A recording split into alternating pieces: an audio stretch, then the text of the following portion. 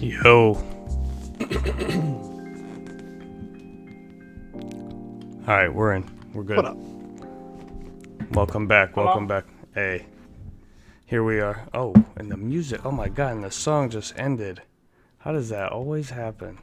Perfecto, eh? Welcome back to Don't Hate the Podcast, our weekly gaming podcast that didn't happen last week. I'm one of your hosts, Mark Money. Joining me is my buddies, Killer Metal Mike, Pop That Baby Maker. Hey.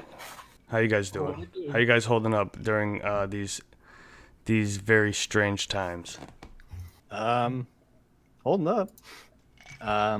Shit's getting kind of crazy out there, right? I mean, it's not like It is. you're not It's, overreacting anymore. We have to it's just, like the rise of the gamer time.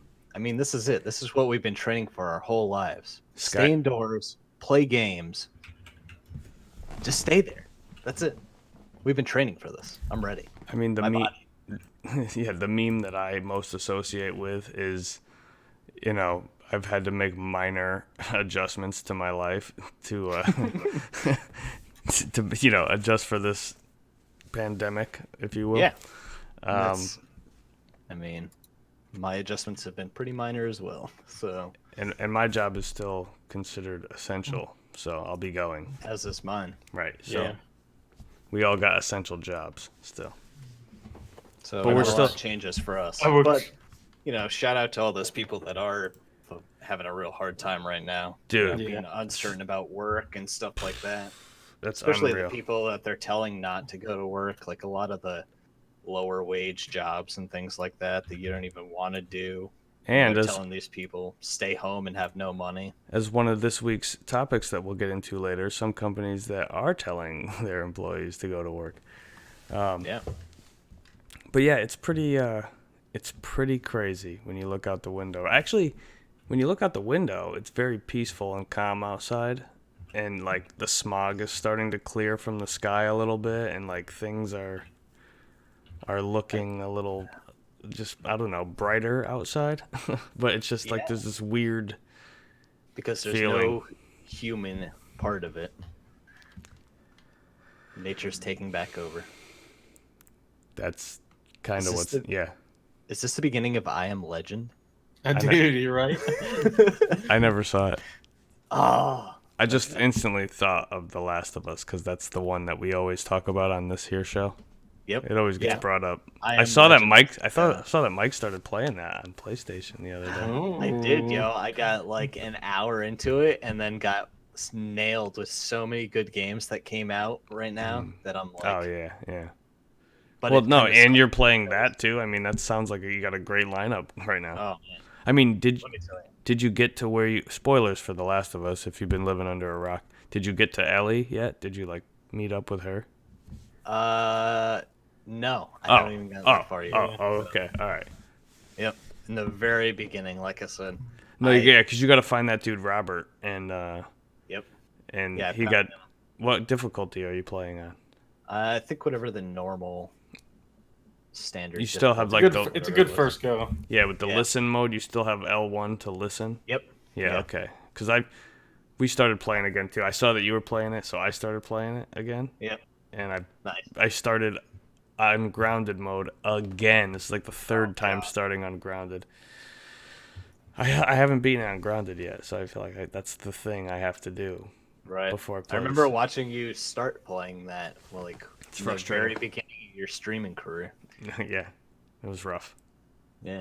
Yeah, So, should we talk about what we've been playing then? that's kind of what we're doing.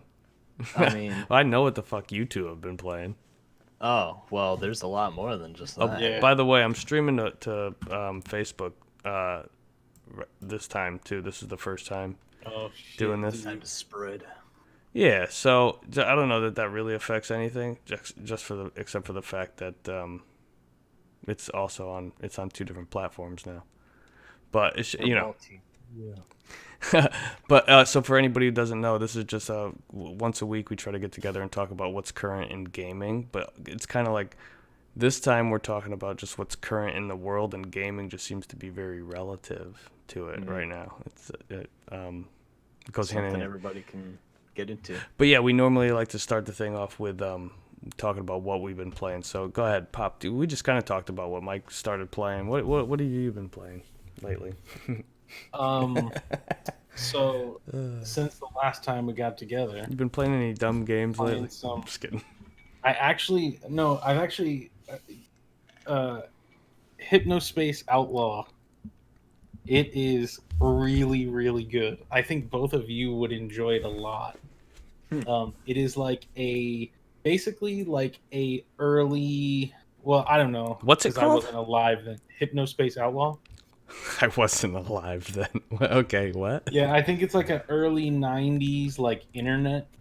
Oh, like one of those Simulator? point and click and Yeah. adventure games, Yeah. kind of like Sam and Max, or any of those Lucas. No. So it's made.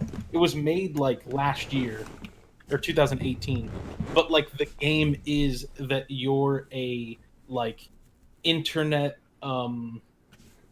like policeman essentially, Okay. but the internet is like mid 90s internet, right? Like, so it's like you click on a web page and you have to literally wait like a minute for the thing to load, and then like everything is just very like it's very like nostalgic, and it's just a really good game. Like, it's super simple. It's like basically you have like 5 different categories that you're there to protect the internet. Basically you have 5 different categories you can flag people for. There's like copyright, like violence, or like inappropriate stuff, like selling things that you're not supposed to be selling, stuff Yep. like that. There's 5 different categories that you can flag. What you And then- drinking, bud? I'm Got not the drinking hiccups? anything, actually. Yeah. Maybe you should have some water. But yeah, you just go around. The game gives you like it'll give you a case like, hey, we got word that Kyle is being abusive on the internet. So then you'll go and you'll investigate Kyle, and like you find out he has like a Fucking Kyle. essentially man. like a Facebook page, right?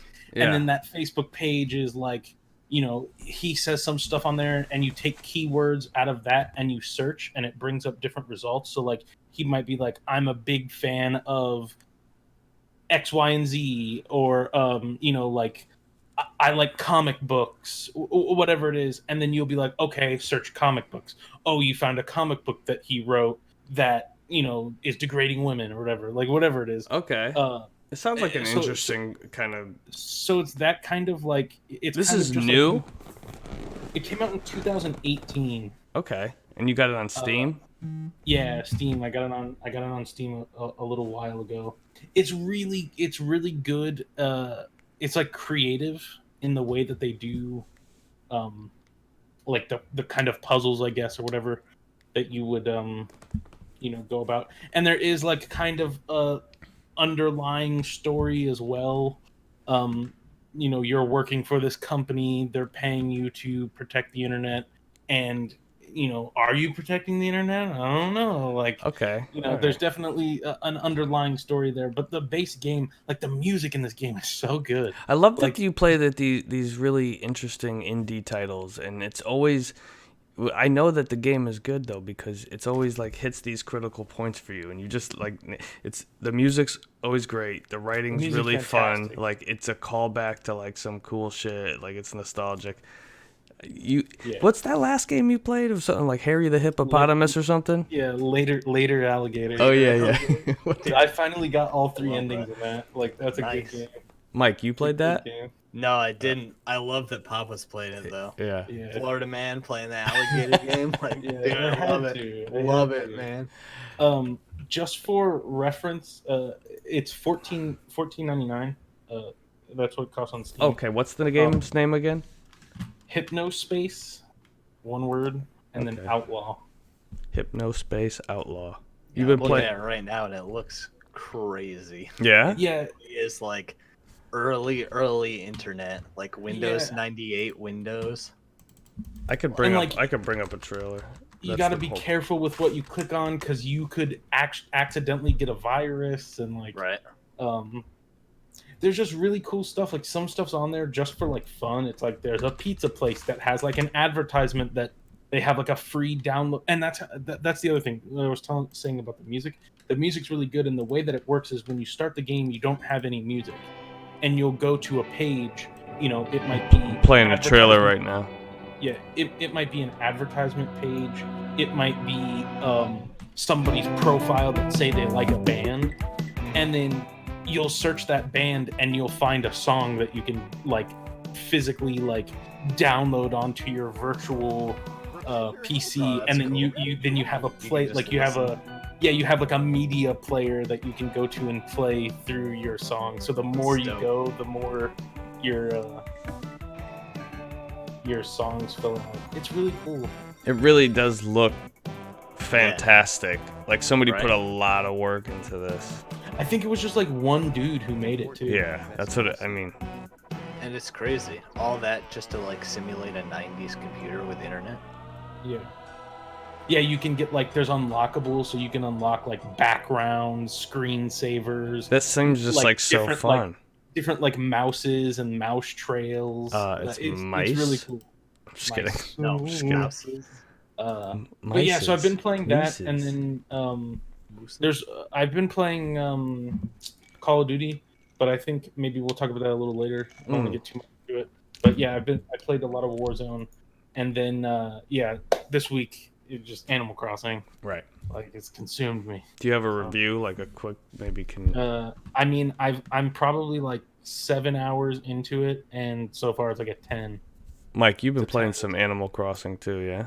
I have. I think I put in.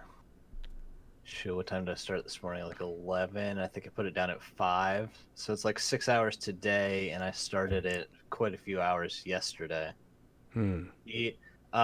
The thing that I enjoy about it is they brought crafting into this one, which I think is the first one that's done it. Yep. And a few other elements that like throttle back how much you can do right off the bat, which is a neat experience, but at the same time I found kind of frustrating because I picked an island with a sick design because I looked at the rivers and went, okay, where would I set up my house? And one of the rivers comes to a nice end, which would lead to a nice little fishing spot if I had a house right near the end of a river. So I was like, dude, that's a perfect spot. I want this one. But it's on a different height level, and I can't reach them yet because there's no way to get up there. I haven't built anything that'll reach to the higher levels. So just like that, I got stuck with rivers because you can't cross rivers right away. You have to build across a river. Yeah, right. Okay. So it throttles back what you can do. Mm-hmm. Yeah. So while it's exciting to see the new elements, it's frustrating to be throttled. I don't have the game, but I've done a little bit of reading so far. I've read a lot of good reviews to see what people on Metacritic were saying positively about the game, and I went to all the negative reviews to see what people were saying negatively about the game, and they all seem very consistent. Like all the good reviews talk about how the game innovates and just was more than anybody ever could have expected out of it. Yeah. And how it's just like this, it's like they've outdone themselves, and you know, the gameplay loop is fantastic, and it's just so calming, and and all these things. The negative things, everybody keeps saying the same thing, that if you want multiple people to enjoy the game on one console, that there's an issue right now. Something about how, like, I don't understand what that means. Yeah, Like I only feel like one that's person. A weird complaint. No, but everybody keeps saying these very specific words, and I'm not trying to like hate on the game. I'm just saying like every comment is like one person gets to reap all the benefits of that the game has to offer, and then anybody else who wants to play the game on that same console is getting like a dumbed down version of it because of something. I that's what I'm unclear of. Like what's the thing that makes it? So you're locked to what they did was you're locked to one, like basically save file for the game per Switch. I'm waiting for 40 to come fucking flying into the chat, by the way. But Let me so like if like let's say I have 3 other people that also use the same Switch as me, and they have their own separate profiles with their games on it or whatever, like all of us couldn't have, even if it's on different profiles, all of us couldn't have our own island. And why is that?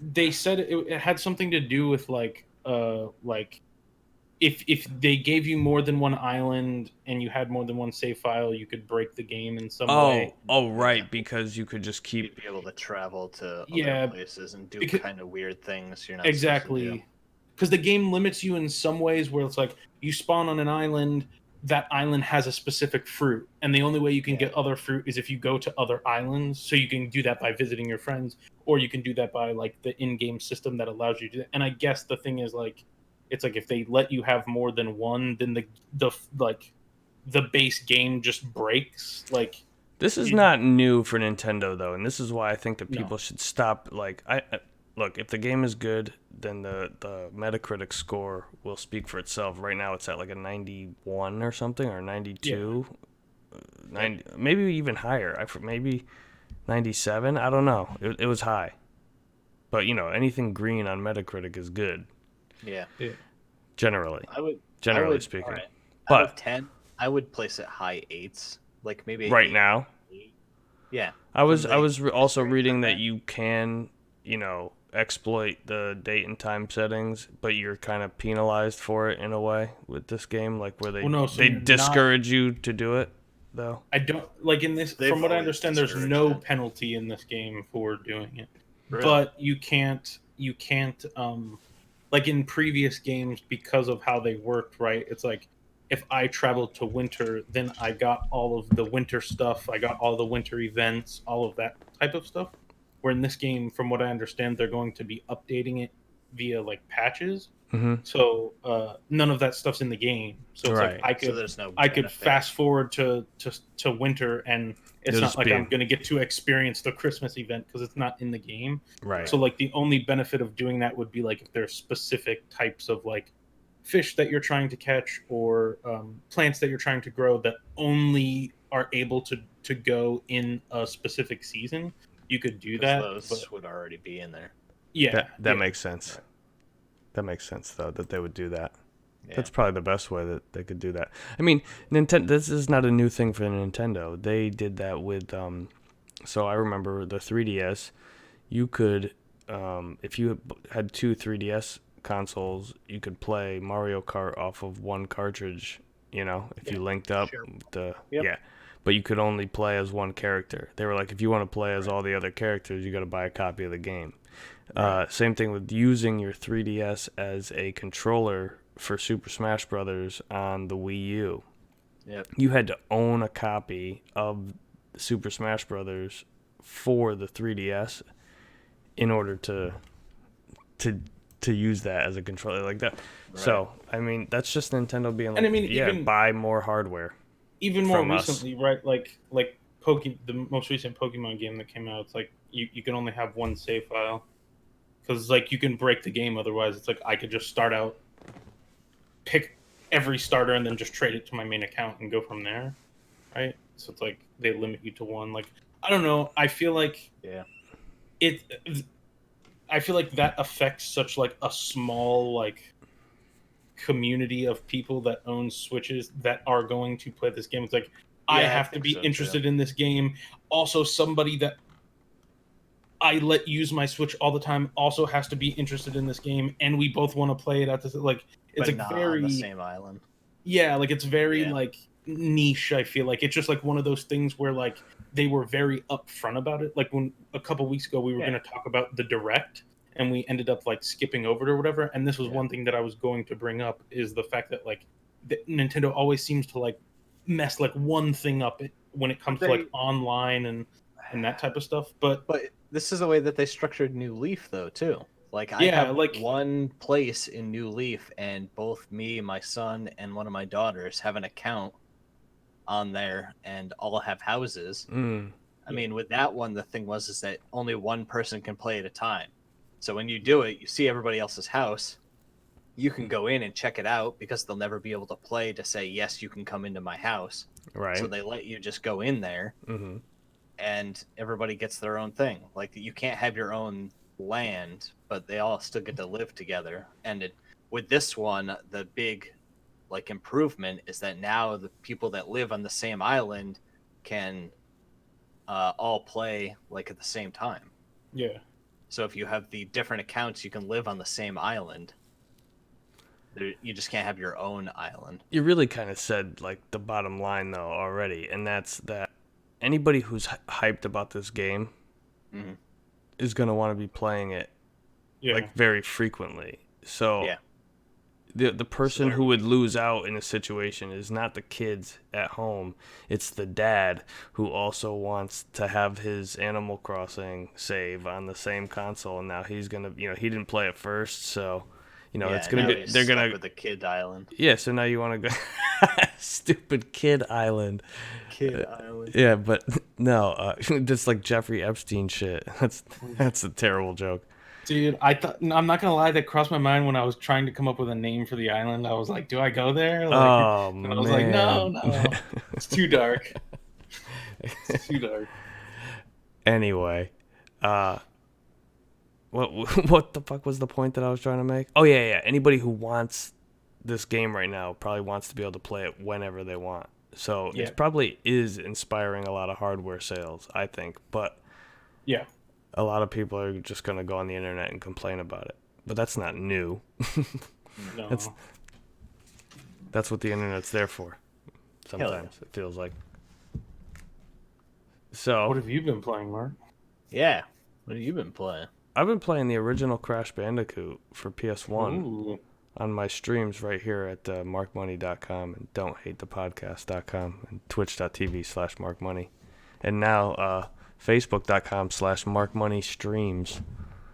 Yeah, thanks for joining. That's my shameless plug right in the middle of the episode. Was it really that shameless? No. I didn't think But so. tell you what, man, that's a hard game.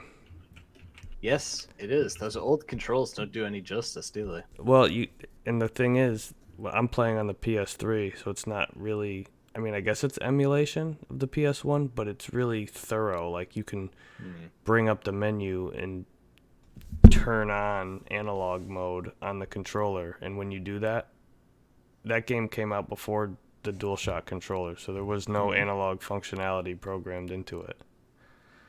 So that game works with the D-pad, and Yep. it's a 3D platformer.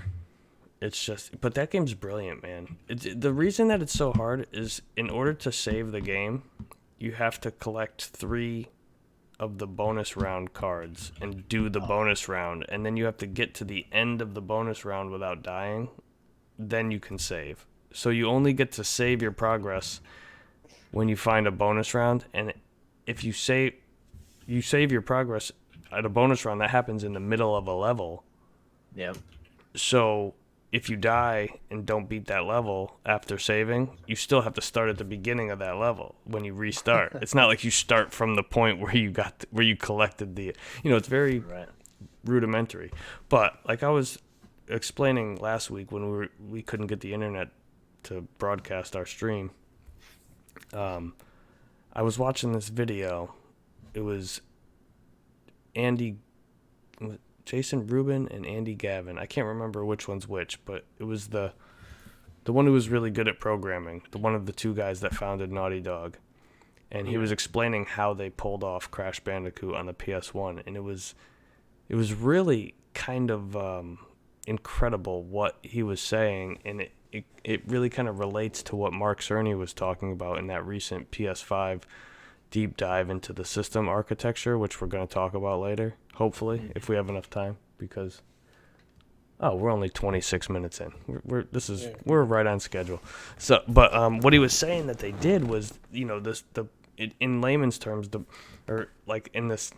way that I understood it, and I'm not like an engineer by any stretch of the word, the PS1 had its own system architecture, as the computer that it was, and it had memory on board to run processes that the PlayStation, like the startup screen and just like system sounds and message screens and texts and the memory card interface and all these things. And they kind of figured out, like, when they needed extra memory for something in the game, they in a way like hacked the PS1's onboard memory and like borrowed it while the PlayStation itself wasn't using it, and like reallocated it to the process that they were trying to accomplish on screen. Right. So that's how you have like these really high polygon. I think Crash was like took up like 60% of the available geometry. No shit. Yeah, so to make the level, that's why the levels are not like big sprawling levels. They're more like hallways. But it just works. You know, it's almost like the way that Little Big Planet gave you, like, you had the middle, the background, and the foreground. And then it's like that, but, you know, not locked on rails, so to speak.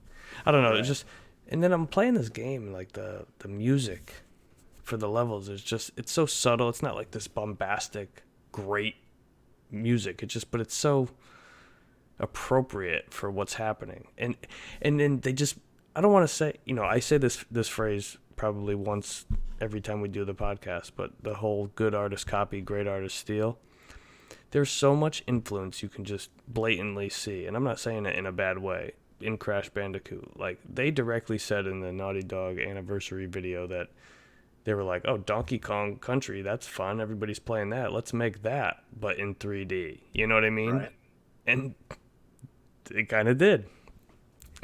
There's literally turtles that are enemies, where if you step on them once, they flip over on their back, and then if you step on them again, you know, oh, you can bounce on them, but you could do the spin move, and like just the spin move.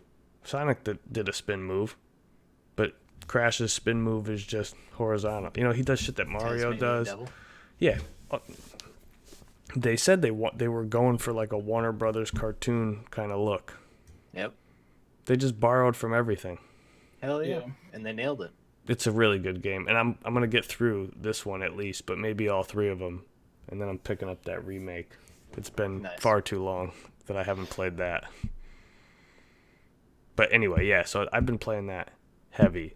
I've been playing The Last of Us on grounded mode, and I downloaded and played the tutorial of Call of Duty Warzone, and then deleted that fucking shit. Not even. It seems like it would be really fun, but it's just like it's another thing, just like Animal Crossing. And no hate for either one of these games, but it's just not where I want to allocate my time if I'm going to sit down and play a game right now. I've never known you to be much of a FPS person. I was when I first got into Battlefield 3, and then I bought Battlefield 4 and was way into that. And I don't know what happened. Grand Theft Auto 5 happened. And I just stopped with everything and just played that only. And then I downloaded Rocket League one day for free on PlayStation Network, and that changed everything. I just played Rocket League for a long time. Blame Grand Theft Auto and Rocket League. And then Uncharted, all the Uncharteds and Last of Us when they like came out again. Like, you could pretty much go through my history of what I've been playing. It's pretty succinct. Remember there was like my Need for Speed phase. There was a whole Skyrim stretch. Why do I have a button for my phone? When I built the PC and got that together finally, it was like Portal-thon. Mm-hmm. That was first person. Yeah. Oh yeah. No, We were getting there. I love Portal. Then I tried to get you to play Left 4 Dead though. That just Hated did not that. happen. I hated that. Yeah. Hated it. Greatest game. I ever. also Hated it. another one you said Left 4 Dead, and it made me think. I did like for like maybe a solid hour and 20 minutes play. I bought Dead Island on PC. I think it was like $2 or something like that, and I was like, I remember good things about this. No, you don't. No. No, you don't. Like, no, the game's terrible. Yo, I also bought that game, but like maybe a couple months after it came out. Mm-hmm. And I was like, I had heard things about it, like it might be fun, like it's an open world zombie kind of thing. And I was like, oh, this might be cool. I text 40 because I knew that he had played it. I'm like, yo, man, is this game good? And he was like, yo, only if you can get it on sale. I was like, oh, okay. Yeah. So I picked it up for $20 eventually and played it for like a good 2-3 hours, and then was like, yep, that was fun. I quickly found out that it's pointless to use weapons in the game because the kick it's like the completely best thing. broken. This Yep. is Dead Yeah. Island you're talking about? Yeah, Dead Island. Yeah. You have like a kick button and your leg is like super long, so Yeah. they like the zombies stay far enough away from you that they can't hit you, and after one kick, the second time you kick them they fall down, and then you can just like stomp them out.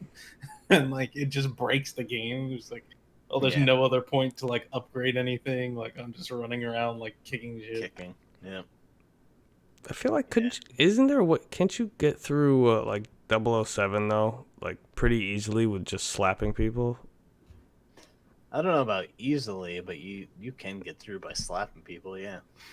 I mean karate chop. Yeah, it's judo chop. Yeah. Judo chop. Ah. Hey, So I'm gonna Oh. take that zombie segue for just a second here, and Yeah. I also want to mention a couple things that are out right now that I haven't gotten to play yet, but okay. I'm super excited while we're all under quarantine that these things are out. So I'm not sure how much longer this thing is out, but right now the demo on Steam for Jane Silent Bob Mall Brawl is out. Uh-huh. Oh, So sick, if dude. you want to check that game out before it comes out officially, it's on Steam right now as a free demo. You get like a level or two. The game sounds It's a- really cool. 8-bit beat 'em up. It looks super great if you know anything about Jay and Silent Bob. And also up on Twitch right now, Jay Muse himself is playing the game. Oh yeah? So he's actually online right now playing the demo to show off. So that's a cool thing that you can also check out in your free time because all that stuff gets stored and then saved for later. So Yeah. whenever Oh, you guys right. get a chance. Oh, well, I so could- that like- game, I could put the here, let me just put the Maybe I'll try to Jay- find like a pre-order for that game or something. the announcement trailer Yeah. for Jay and Silent Bob Mall Brawl. been sold out forever, let me tell you. I wonder if there's any physical copies going around. I'm sure maybe next year. Anyway, aside from that, there's also the Wow, it demo. looks pretty cool though. Yeah, it does. It looks like a fun 8-bit beat 'em up game, which is what's super exciting because it just uses characters that I enjoy, the stories that they've been in before. So it's just a cool little thing. Also, off of the zombie thing, Yeah. is the demo for Resident Evil 3 just came out. Yeah, I haven't got to that. So while you're all on lockdown, you can check out what Resident Evil 3 looks like, which is just like Resident Evil 2, but now it's Jill and you're being hunted by the Tyrant. So more suspense, more scary stuff, more gruesome gore, more awesome. Word. So aside from Animal Crossing I and feel like I'm Doom, gonna that also came out, which I haven't gotten to either, the new Doom Eternal. Oh right, that came out yesterday. That also came out yesterday. I also picked it up, but I haven't been able to get to it yet. You have that. I do. Where did you get that? From I GameStop? got that also from Steam. Oh, from Steam. I'll play it on the computer because it's first-person shooter. So mouse and keyboard is the only way to go. Look, listen to this guy. This guy. PC Master Race with Nessa. Yeah, that's what I thought when I played Fortnite till I played it on the PS4 with the back button attachment. It's all about building, bro. More buttons, man. It's all about building. Need one of the ones Pop has. Yeah, 30 buttons on the side of the 12 mouse. buttons. Yeah. So while we're all under quarantine, those games are all out now, and like I said, I don't know how long those demos are sticking around. So maybe jump on those sooner than later. Yeah, I mean the Resident Evil, I imagine not too long because the game's supposed to come out like next month, right? Right. I'm just Barring like any wondering- delays. Yeah, about delays and stuff that we're gonna have now because I would imagine though, this close, like the game's probably done, Yeah, but the right? question Like a is, can month they get out. production done for Yeah. physical copies to do the Probably release at the same time? Go digital or something. Right. If they do it all digital and go for it and say, here it is until we can make ones, you know, like obviously people are still going to want to play that. I would want to play that. And I would get it digitally anyway. So it really doesn't matter to me. But I can understand people that still want to play it on a console or something, have the physical version. I have Doom, the reboot, 2016 reboot, Mm-hmm. and the one for VR, Doom VFR. I was actually talking about that the other day in my stream and with 40, where it dawned on me one day. I was like, why is it called Doom VFR? And then it just hit me. Virtual fucking reality. That's the one, man. Yeah, because they had the BFG. Yep. Right. Duh. That's great. But how great is that? But I haven't finished either one of those games. So I feel like it would be fucked up of me to go and buy the sequel. I mean, I guess I could get it to have it, but that's just what I've been trying to not do these days. Because look, because then that happens. That happens. I know. I feel the same way about The Last of Us. I started it, and I'm like, I really hope I get to this before it comes out now. Because, like, all these other games just got dropped in my lap, and I'm like, I really want to play these, too. But dude, really imagine if none of these games got delayed. Like, dude. Final Fantasy VII Remake would be out. Oh, like, Last of Us would be out. Cyberpunk's, like, a couple weeks away. Like, it'd be too much. It'd be crazy. It would be a serious overload right now. We'd have a self-quarantine anyway. If the Final Fantasy remake was out right now, I might not be doing this right now. That's one of those games where it's like, I don't even know if I want to stream that, because leave me alone while I'm playing this. Yeah. If we're catching up for last week, that's what I was playing last week. I played that demo 3 different times now. Yeah? Yeah. It's great. I can't wait for this game. Yeah. Oh, yeah. I don't know, man. I'm interested to see, because I would like to play the original one, because I know, like, everybody says they're making improvements and everything else, and like the old one is, kind of a grind fest. It's the same slogging, actually, turn by turn. But it's fun. At the same time, it's good. I love like Chrono Trigger and old Final Fantasies and stuff. I think you really would like Final Fantasy. This is what I would suggest to you, man. If you want to just, like, you have a Switch now. I don't know how much they charge for it on the Switch. I bought it, and I have it on the Switch. Yep. Play it on the Switch, or on the PS4. But I would say play it on the Switch, because you could. Seems like a good Switch game. It is, because here's the thing: on the Switch version, it's the port of like the best PC version that there ever was. Right. You could click the left stick in and speed up the game like ×3. Right. So now everywhere that you're walking around is just go faster. Yeah, and like if you move with the D-pad, you still have to hold the run button to run. But if you move with the analog stick, it just runs automatically for you. So it's like all these little quality of life improvements that they've added to that version. And if you start getting your ass kicked, you could click in the right stick, and it just makes your limit break gauge fill up, so you can do like your best move. So it's kind of a cheap way, but it's like, okay, in a rush to play through this game before I play the remake, this is the way to do it, because you could still just sit there and absorb the story and put it on like this easy, like, get me through this game and experience it mode. And plus it's the Switch, so you could take it with you. You could play it on your breaks at work or whatever. I think that's the only thing really stopping me from playing the game, is being able to take it with me. But I did get a copy of Chrono Trigger for the DS and still haven't managed to make my way through that entire game. I got really, really far on the PC on emulating it, but I never finished it. And then I bought a copy, physical copy, being like, dude, this is it. I'm going to do it, man. Never made it out of the first town. I got pretty still at the fair. I got pretty far playing on the jailbroken PSP. That was so that's my question. Do we have any idea what version is on the PlayStation Classic of Final Fantasy? Final Fantasy, yeah, because I have this one and I have the one on the PC. I would still play both of them. I have to sit down for. See the if I want to get a new one. Oh yeah. Because for the Switch, to get the game for a third time now without ever playing it, Right, exactly. Yeah, it's you don't. That I haven't done that before. Yeah, well, you already have it twice, so I would say if you're bound to be on one of those two, then the PC, I think, because you could probably speed it up. And then I would also suggest play with a guide, because it's not going to really, if you're just reading along as you go, you're not going to spoil any story beats. You're just going to still get the story as it happens. Right. It's just there are some sections of that game because it's a polygon model moving around on pre-rendered backgrounds. Like sometimes it's just not clear where you're supposed to go when it's just as simple as like move to the right. Right. Not that you wouldn't be able to figure it out, but it's just there's a lot. That's a 80-hour game. Yeah, I was gonna say, how many discs was that thing originally? 3. Yeah, so there you go. But I think playing it sped up, you could get through it in,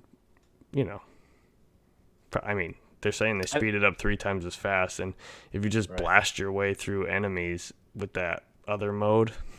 I mean, I'm willing to give it the time that it deserves to get through it. I've heard every list ever, list this as a great game or a game with a shocking moment or if you could change one thing in a game, stop one event from happening. Yeah, every list this game ends up on. See, I think if I played a lot of RPGs growing up, like I played a couple Final Fantasy games and the original Zelda games, but like I wasn't so into playing every RPG that I could get my hands on. Yeah. So when Final Fantasy VII came out, that was my first true like JRPG that I played from beginning to end ever. So that's why for me, and it was also at a time when it was the best graphics that a game had to offer when it came to the cutscenes. You know what I mean? It was like top-notch Square animation back doing it when they did it on PlayStation disc format. Yeah. So like I don't know if it's going to have that same, like, the game is at its core, the gameplay loop is good because the fighting is fun and picking which spells and to use on which enemies is fun and the way that you equip magic with the materia and then leveling up the materia is fun. Like once you figure that part out, like the materia gives you magic, but if you keep it equipped and win battles with it, the materia grows stronger, and once it gets to its strongest, that's how you can start selling the shit and getting all this money and buying all these rare weapons, and then the weapons do like 8 times as much damage as they normally would. Like there's so much cool shit to, like the Chocobo racing, the big chickens fucking thing. Yeah, when you do the breeding, that shit takes a long time. You have to breed like all these different colored Chocobos and then breed them together to get the gold one. Then you can like race with the gold one and have a really good chance at winning the races, and those give you rare items. There's just so much shit buried in that game that the gameplay loop is fun enough to necessitate doing it all. Because like, oh, I'm not strong enough. Let's go fight some more. Right. But you're also taking in this really convoluted story too. But it's good. It's just like a lot. Yeah. So I have a legitimate question about the game that I think only Mark can answer. All right.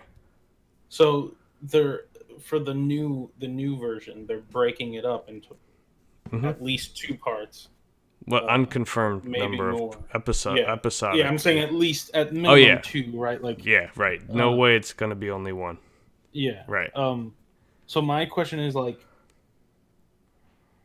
how does this, like, would playing part 1 of however far they go on in the game, like, is that going to like affect, like, is there like a good like cutoff point in the story that you're like, okay, I could see that being like a game, and then, you know what I mean? Like, is it like one of the, like, I feel like you couldn't do, like, if Last of Us was like, hey, we're gonna cut off after this one section, I feel like that would be terrible, right? Well, no, because think about it, The Last of Us did that. They cut off at the end of the first game, which is, according to Neil Druckmann, one part of a bigger story that he had. Yeah, but what I'm saying is like you like after that you felt complete, right? Like is there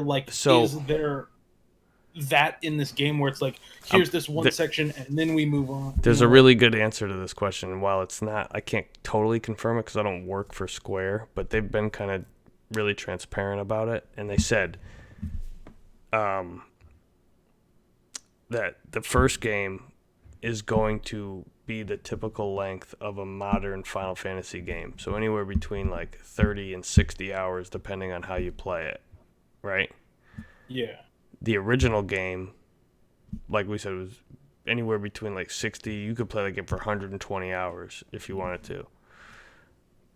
But they're saying that this first one is going to, while it's going to have more to explore and more to do to take up that amount of time of like a full game, it's going to cut off when the characters get out of Midgar, which is the very first part of Final Fantasy VII. Yeah.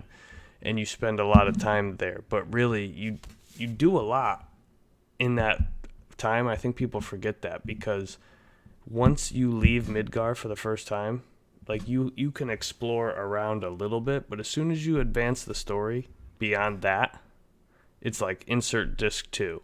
So I feel like once you get to that point when you first hit that screen in Final Fantasy VII, it's not like what you're saying. There's no good point to cut it off, because there's so much coming down the pipeline for people who know already like what they're in for. But for a new player playing the original game, you hit that screen of like insert disc 2 and you're like, holy shit, like I'm about to go to the second disc of this, and then you do it immediately and you keep playing. That's what it happened to me. So I think with this one, it's going to be like, all right, I finished this game. Now I have to wait for disc 2, apparently, to come out. And yeah, I don't think it's going to be good. I think it's going to be, people are going to be eager to get that second disc. Yeah. And is it going to be another disc? Maybe, but it's probably just going to be an update, right? They're just going to patch the game. Like, here, download the next part of this game. The Call of Duty 90 gig update. Right. That's what we're going to do. Essentially. My thing is, like, I don't know, like, having never played it, I feel like I want to play the new one, because, like, it's the new shiny one, and it's like, I don't know, like, I want to play the new one, but also I feel like everybody that I've ever heard talk about Final Fantasy VII always talks about how, like, the story and how it, like, the character development and how, like, all characters, they have, like, arcs and stuff. And it's like, I don't know that I don't know. I feel like I don't want to, like, play the new one and be like, well, I guess I have to wait however long to, like, find out if I like this or not. Like, I'm telling you, man, like, there's so many good, like, well done presentations of the whole ethos of that game that are on YouTube, where it's like, here's the whole main story, but then here's like all the shit that in between, like the stuff you get from Crisis Core for PSP. There was Advent Children, the movie, which is 2 years after the events of the main game. There's Dirge of Cerberus, which is like one character, Vincent, who's like this really cool, he was like a fan favorite in Final Fantasy VII. He's not even a mandatory character. You could beat the game without ever finding him and getting him on your squad. But, like, he's got his own game where it's kind of like a Devil May Cry style hack and slash shooter, sword fighting. You know, it's pretty much a ripoff of Devil May Cry, but that's what the character was. He was like a gunslinging swordsman, you know? But there's all this extra content that you could just pop. I'm saying you could just go on YouTube, consume all that, and then not have to play the game. You still get like what the story was trying to. yeah, but then I feel like at that point I just rather go back and play like the full complete, like, Right. Yeah, Like, of course. I That's just worry time. about I'm how just talking good- about time. Yeah, I just worry how good it would be to bring in new players for this. Like, is this, like, wherever they choose to stop the first section of this game, like, is it going to feel like you completed a section of a thing and now you're going to the next thing? Or is this just going to feel like we're building, and now we're going to wait for the next thing? Yo, here, Instead of, like, this is what I'll doing tell. something. This is what I'll tell both of you. Get Final Fantasy VII for as cheap as you can possibly get it. Pop if you don't have it already. I You have know. a sealed version. Oh shit. Of course. Well, We'll crack that I back got it at the expo, dude. It was like crack, $15. crack that motherfucker open. No, but just get it however you can get it, and I would say play through it until you finish the very first mission. So, just as a heads up, you can play that game, learn the controls, and get through that first mission. You really, like, the way that I do it is I don't even worry about healing unless you're getting fucked up. But you really don't even need to use a potion that whole first, up until you get to the boss. You probably don't need one potion.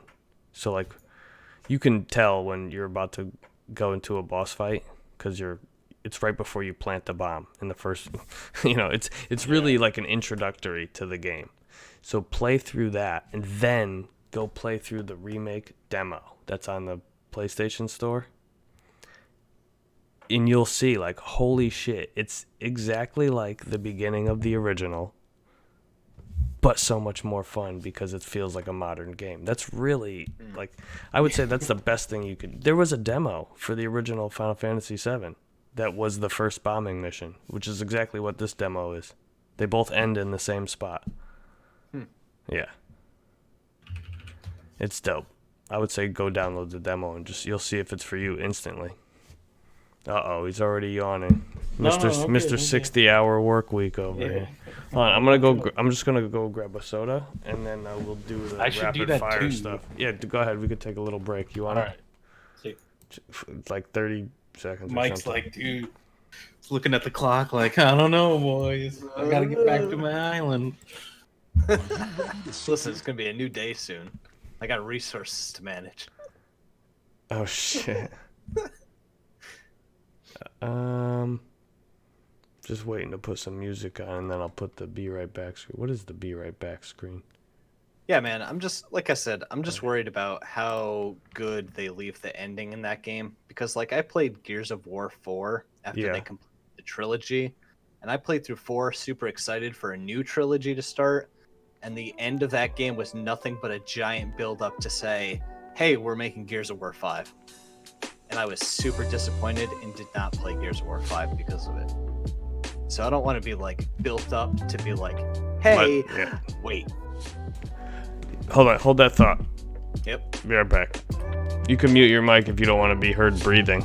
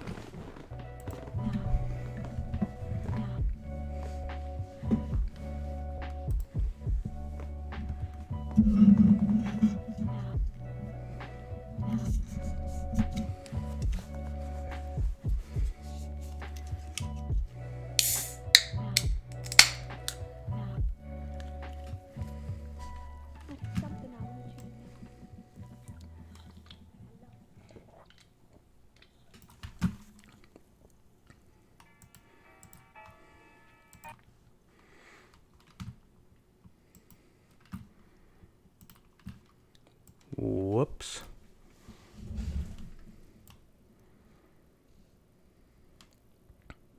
We're back. Yo. Yeah. So like I was saying, I just don't want to be built up for disappointment. That's right. That's all. That's right. I don't want to be told to hurry up and wait. That drives me nuts. Yeah. Wait, you're talking about for Final Fantasy VII? Yeah. Like I said, the ending. If it's just a build up, it's gonna suck. If it's we accomplished a thing and now we have to go accomplish another thing, then that's something else. Oh, you talking about the fact that it's gonna be episodic? Right.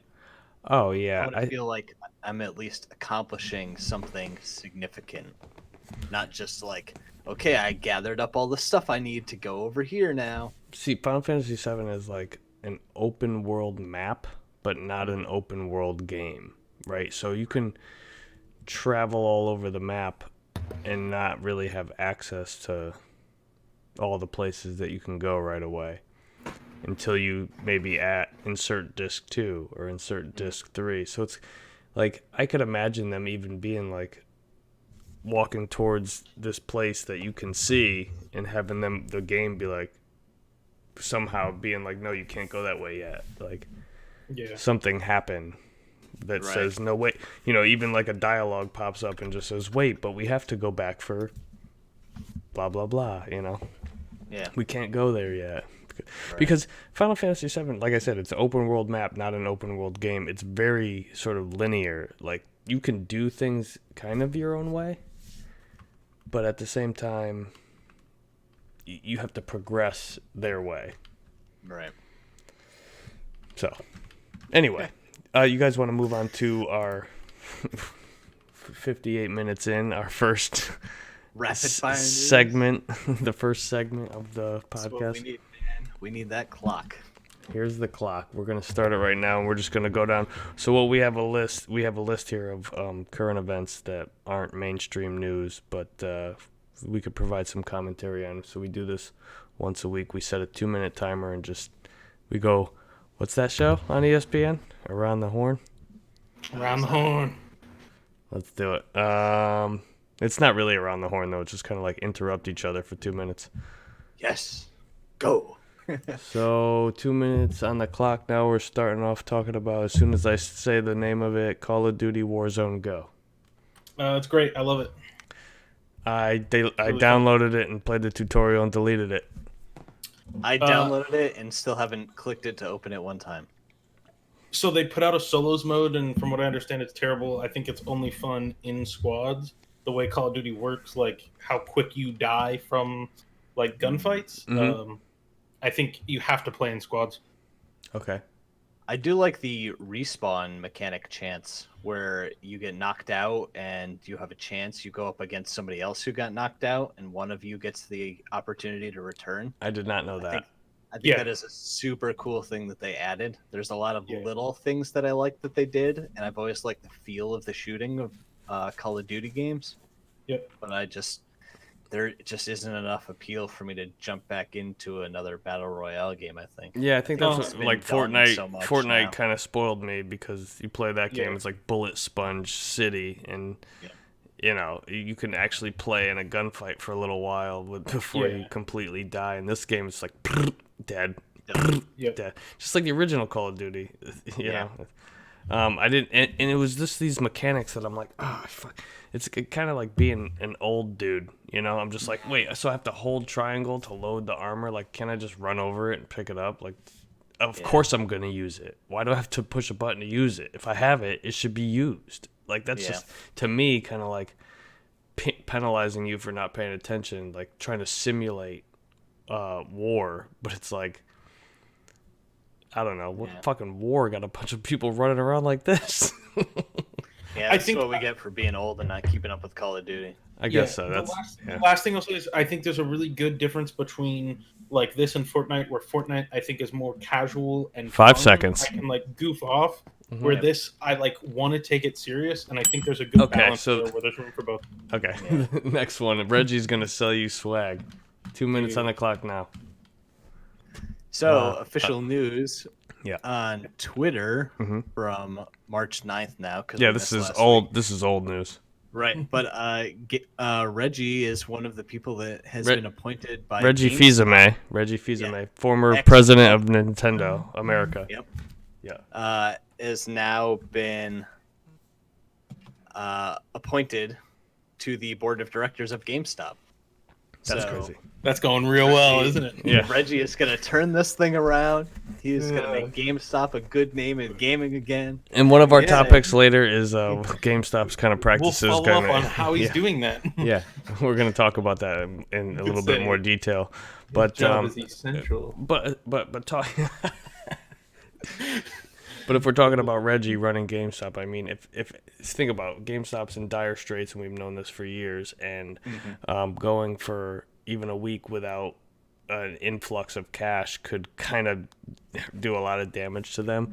The question remains, like, why not just do what everybody has been waiting for you to do and file for bankruptcy and like stop with this bullshit, like and trying to turn your store into like a t-shirt store. But if anybody could come down from the heavens and resurrect this dying fucking company. Like maybe Yeah, dude. Reggie could be that guy, but Reggie's he's got to turn it into a social hub, a place, a community meetup place, which is not Yep. really what the world needs right now. So you're kind of in a Well, pickle. at the moment, no. Right, But I so- don't think that they're going to make any changes overnight. Right. You know? So I Yeah. think that's the direction they need to go. They need to make a wide open, welcoming Yes. place for people to gather and play games together. Yes. Bring couch Here's where you co-op back can to like play neighbor, games yeah, like a and rec also center, buy games. like the YMCA, I like feel the they boys need to do and Toys girls R club. Us. Yeah. They That need might to be do Toys good. R Us. They need to Ding! like, liquidate. 2 minutes on the sell- clock. We're talking about rebrand. Lego Mario. Ready? Go. This looks cool. Yeah. So this one is just it's Lego X Mario.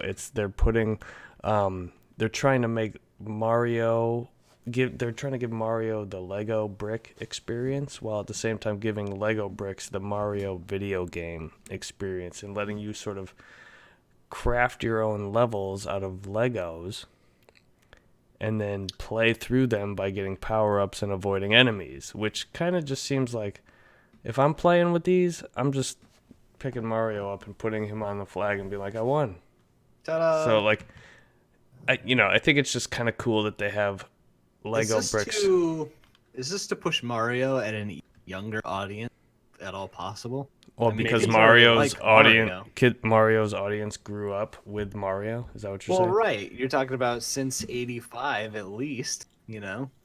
So Maybe they're gearing up for a Mario but announcement. they Mario have has that- the Mario they- brick has a little screen on his chest. I don't know if you noticed that though. So like it's interactive. Yeah. right, and got- Nintendo's doing like the theme park now too. Yep. So Mhm. like, start advertising towards kids. Parents are already familiar. Mm-hmm. They grew up with him, so now the whole family loves Mario. Let's do this thing. Give Nintendo your money. That's one of those things. I don't think you could walk around the streets of like a densely populated area, which is another thing you don't want to be doing right now, folks. But if you were to with a picture of Mario, like and even Sonic, like I think most people would know who both of those characters. Yeah, you got a pretty good chance. Mickey Mouse. Definitely Mario. Like, Mickey Mouse, Bart Simpson, you know what I mean? Like these are, but like Mario is well. Mario's known. iconic. This makes I'll say it. sense. Oh yeah, Mario's he's iconic. iconic. Yeah. And with 5 seconds left on the clock, I think this is a no-brainer. But I also don't think it's going to be that fun. Ding. Yeah, and it's gonna be expensive. Yeah, oh yeah, Legos and Mario. Lego. should- Then we got 2 minutes to talk about video game violence, but not really. So this story comes from Polygon, and its psychologists reaffirm that blaming video games for violence is not scientifically sound. So yeah, it's kind of the same old thing. People are coming back down on video games to say that they're causing violence in young people, and science is again saying like no, it doesn't really work that way. You know what I mean? Because otherwise all the violent movies that exist would be blamed for all the violent things that happen around the world. Yeah, This is just a bunch of boomers, dude. They don't understand. I think it's Some video honest- game. I think What's it's a honestly boomer? sad that like at this point, this is still a conversation that we have to have. It is. That there's still people out there having to reassure people that no, there's no connection between what you watch or what you play or what you listen to you being a violent person. Can we You wanna- just also talk about like, do you want to censor artists or do you want to just maybe control what your own children play? Right. How about that? And stop blaming video game companies Be a good for you parent. letting just maybe look for 5 minutes at what your kids playing on the screen instead of giving it to them and be like, get away from me now. Go Yeah. play your thing and get You away guys from wanted me. a sticker on the game to tell you who should be playing it. If you don't want to read the sticker, don't yell at me, man. The sticker's there. You wanted it, not me.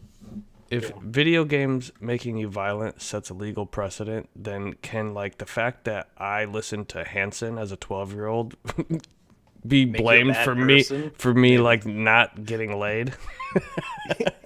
Absolutely. know what I mean? Actually, that's a direct correlation right there. Well, I mean, you're talking about setting a precedent. Ding. Scientifically Thank so. God. Thank God. Hey, listen, as a musician listening back to Mbop, that's a really well written song. It is. 2 minutes on the clock. We're talking about this video game burglar. This was an interesting story that I found. Holy moly. More than $90,000 in rare video games stolen from a Jefferson County store. Where's Jefferson County? Missouri. Man is under arrest for stealing tens of thousands of dollars worth of video games, silver, cash, and a gun from the Trading Games video store near Fenton. Oh, yeah. Damon Jackson, 46, of St. Louis, was charged with felony stealing and burglary, according to a news release from the sheriff's department. He's $90,000 worth of rare video games were taken. So we got 90,000 in rare games alone. That's Yeah. wild. And then $17,000 worth of silver, $10,000 in cash, and a handgun were all inside a safe. Wow. This video game store was Stolen popping. games. Yeah, this video game store was off the fucking hook. Hell yeah, it was There were apparently. guns and silver and cash flow. So what? The best one that Air they Raid? listed was Air Raid for more than $4,000. I didn't know that Air Raid. 1982 for the Atari 2600. Why is Imagine paying $4,000 for an Atari game. I would never. Dude, It's the only game that the company ever released. Men of Vision. that's probably why. Fucking suck. I mean, it's Atari. They all suck. Come on. In November, a woman and this Jackson dude. Oh, November 2019, they tried to sell 6 video games to Grumpy Bob's Emporium in Maryville, Illinois. The employee was suspicious and did not make the transaction, according to the statement. Instead, the employee alerted Trading Games. That's the store that got stolen from. Yep. I don't know. Is there any way of proving? He's being held on a $500,000 bond. So, Good. oh, you're talking Searching about proving the value of the game? No, like if like Ding. I owned a. Oh, okay. All right, never mind. So 2 minutes to talk about how Amazon fucked up again. Go ahead, Pop. This is you. Oh my god, dude. So, But do you think? I ahead. was super excited about. Yeah, I feel like this topic didn't age well. Animal Crossing was going to be Yeah. late, right? That's what they told you. No, my Switch, Oh, right. the console I pre-ordered way back whenever, and all of a sudden, like a week before it's supposed to ship, it comes out that, hey, I get an email saying it's actually delayed until the following Tuesday, which would have been this past Tuesday. I was like, okay, whatever, as long as I get it before the game. Because of the whole, you can only have one island per Switch, I wanted that Switch for the game, and then right. it didn't come out, and then I got an email, like, other stores started getting them, like Walmart, GameStop, people started going to get them, and I'm not getting mine, and Amazon sends an email that basically says, due to the coronavirus, all of the shipments have been indefinitely delayed, and then eventually just going on to cancel like the pre-order completely and saying that they will just relist the Switch at a new time. So like I'm pretty sure everybody who pre-ordered on Amazon just got fucked out of the pre-order. Dude, that's Which like okay, like to some extent I get it, like there's a pandemic going on, there's a virus, whatever, like I get Right. it, but it's like it seems like Amazon. But just used why to, not let like, everybody hang on to their flawless- pre-orders then? Exactly. Why are you going to go Amazon- cancel everybody's pre-order? Yeah, they used to seem flawless to me as far as like pre-ordering, especially when it comes to video games, and so I almost went exclusive to them. And then it seems like the last like month or so they've just been Dropping the fucking ball. me, and it's like, Yeah. Yeah, that's crazy because, you know, it seems almost oh, petty. also to they tell- charged me. They charged me, by the way. Oh, The man. 2 days before it was supposed to ship, after they had sent me an email saying it had been delayed to the following Tuesday, they took out $317. That's fucking Oh. crazy. We got to talk more about that later. And our final one on Rapid Fire News. Hey, Limited Run, it's me. 2 minutes. Go, Mike. So I've been doing my due diligence during this quarantine to make sure that I go on Twitter every time I think about it and see what Limited Run's been up to. So, of course, Limited Run had to put out a statement because coronavirus, and everyone has to make a statement. So they made Right. a statement saying that, hey, we ain't scared of no coronavirus. We're going to do our own thing if they're canceling E3. Look at all our cool stuff we're doing over here. Look at us. Look at us. And then a week later posted a thing saying that due to coronavirus, some of the shipments are going to be pushed back because, you know, We can't make stuff, so we can't ship stuff.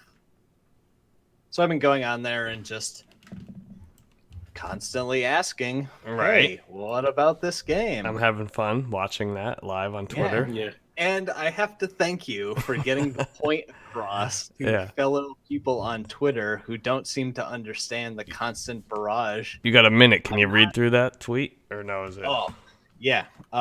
I'm not going on here just to say on every single, I mean, like, as annoying as it is and how much I love harassing them, the original point wasn't just to be super annoying. It Right. was to say, if you have something to tell me, here's an opportunity. I'm asking, what's up? Right. But instead, they don't want to say anything. So they put out a tweet that says, okay, everyone, it's time to play our favorite games. If you could ask for one physical release by limited run of any of today's indie world games, which would it be? So I replied, Jay and Silent Bob Marlboro for the 1 billionth time. I just want the thing I paid for in September and was promised in December last year. Right. To which I got a reply from a random person. Which you're not going to be able to get out. Own business. They They already said Go ahead. Now you can finish it off. They already said it's coming. Whining about it on Twitter isn't going to make it come out sooner. December was an estimate, not a guaranteed date. I'm sure you'll survive. That's what she said to you. That's what she said.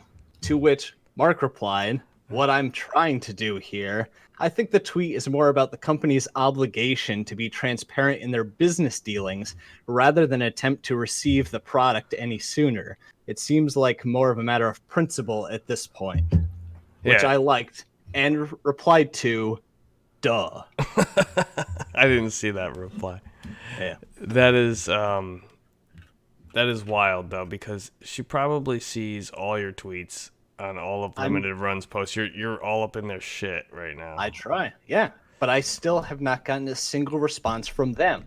I get lots of things from other people saying, hey, check the update thing. It's there. Go look at the update screen. And yes, I know how to use the internet. I know what it says, but here's what they told me. And I haven't received a single update or email. Like, if I wasn't on social media, I have no contact from this company telling me where my game I was due in December is.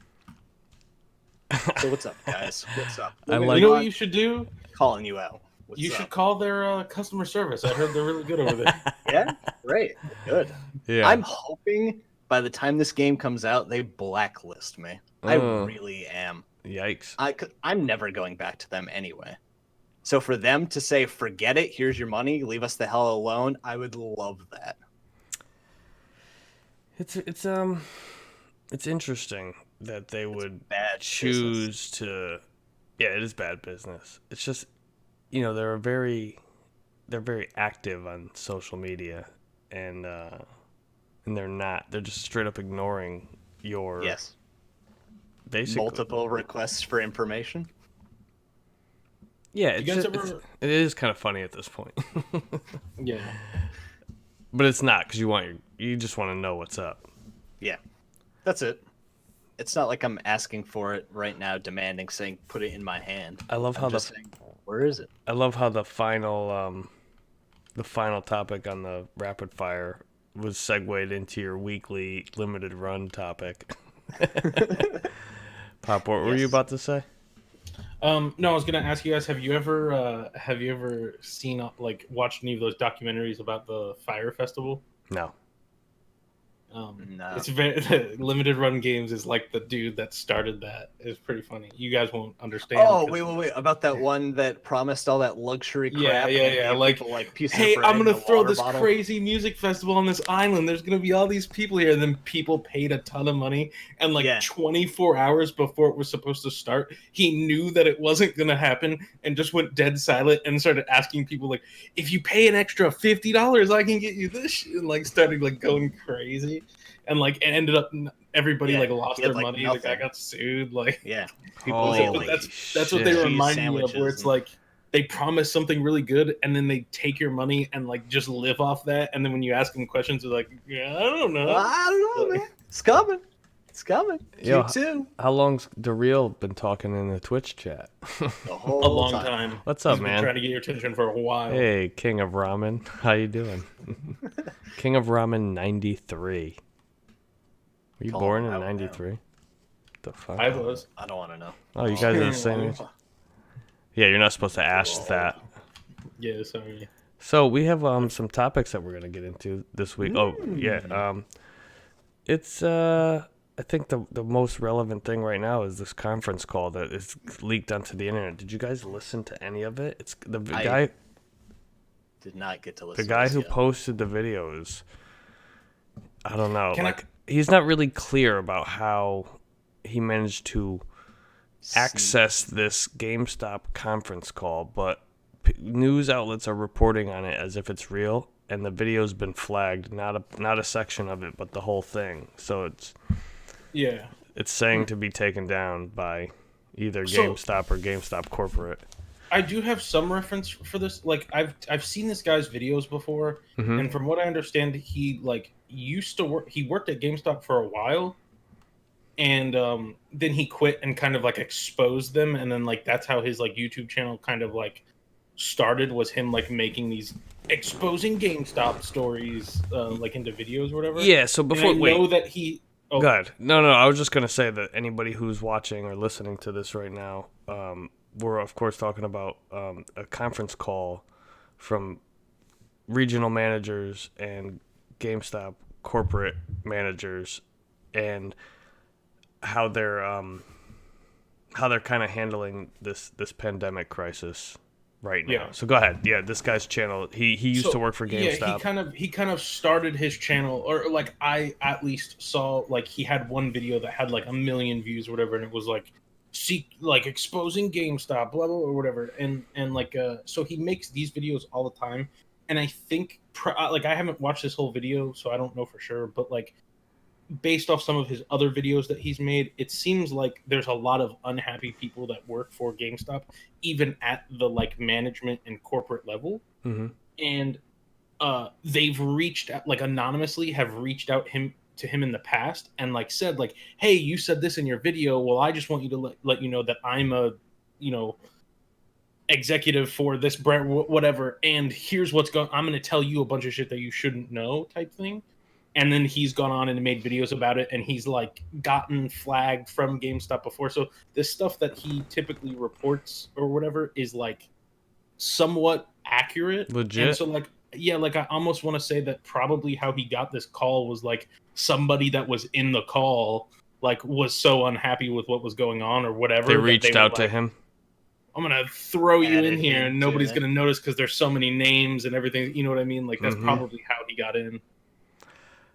Well, anyway, so I tried to listen to some of it, but his commentary kind of interrupts. I wish there was just a straight feed of. I downloaded the video. Maybe I'll cut it up one day and we could put together just like the whole conference call in its entirety without any commentary.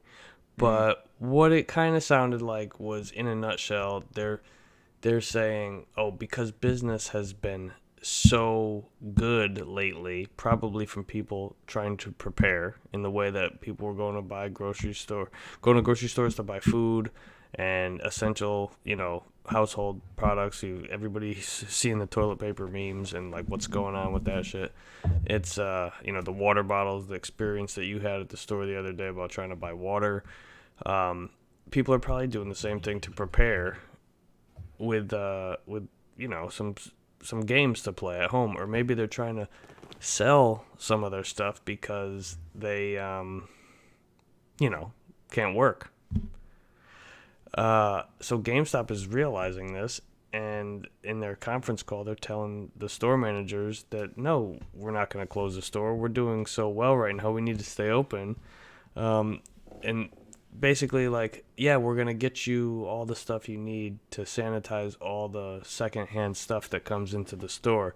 And somebody brought up how like it was not always the most sanitary stuff, and they said, well, you have the authority to turn away stuff that isn't acceptable.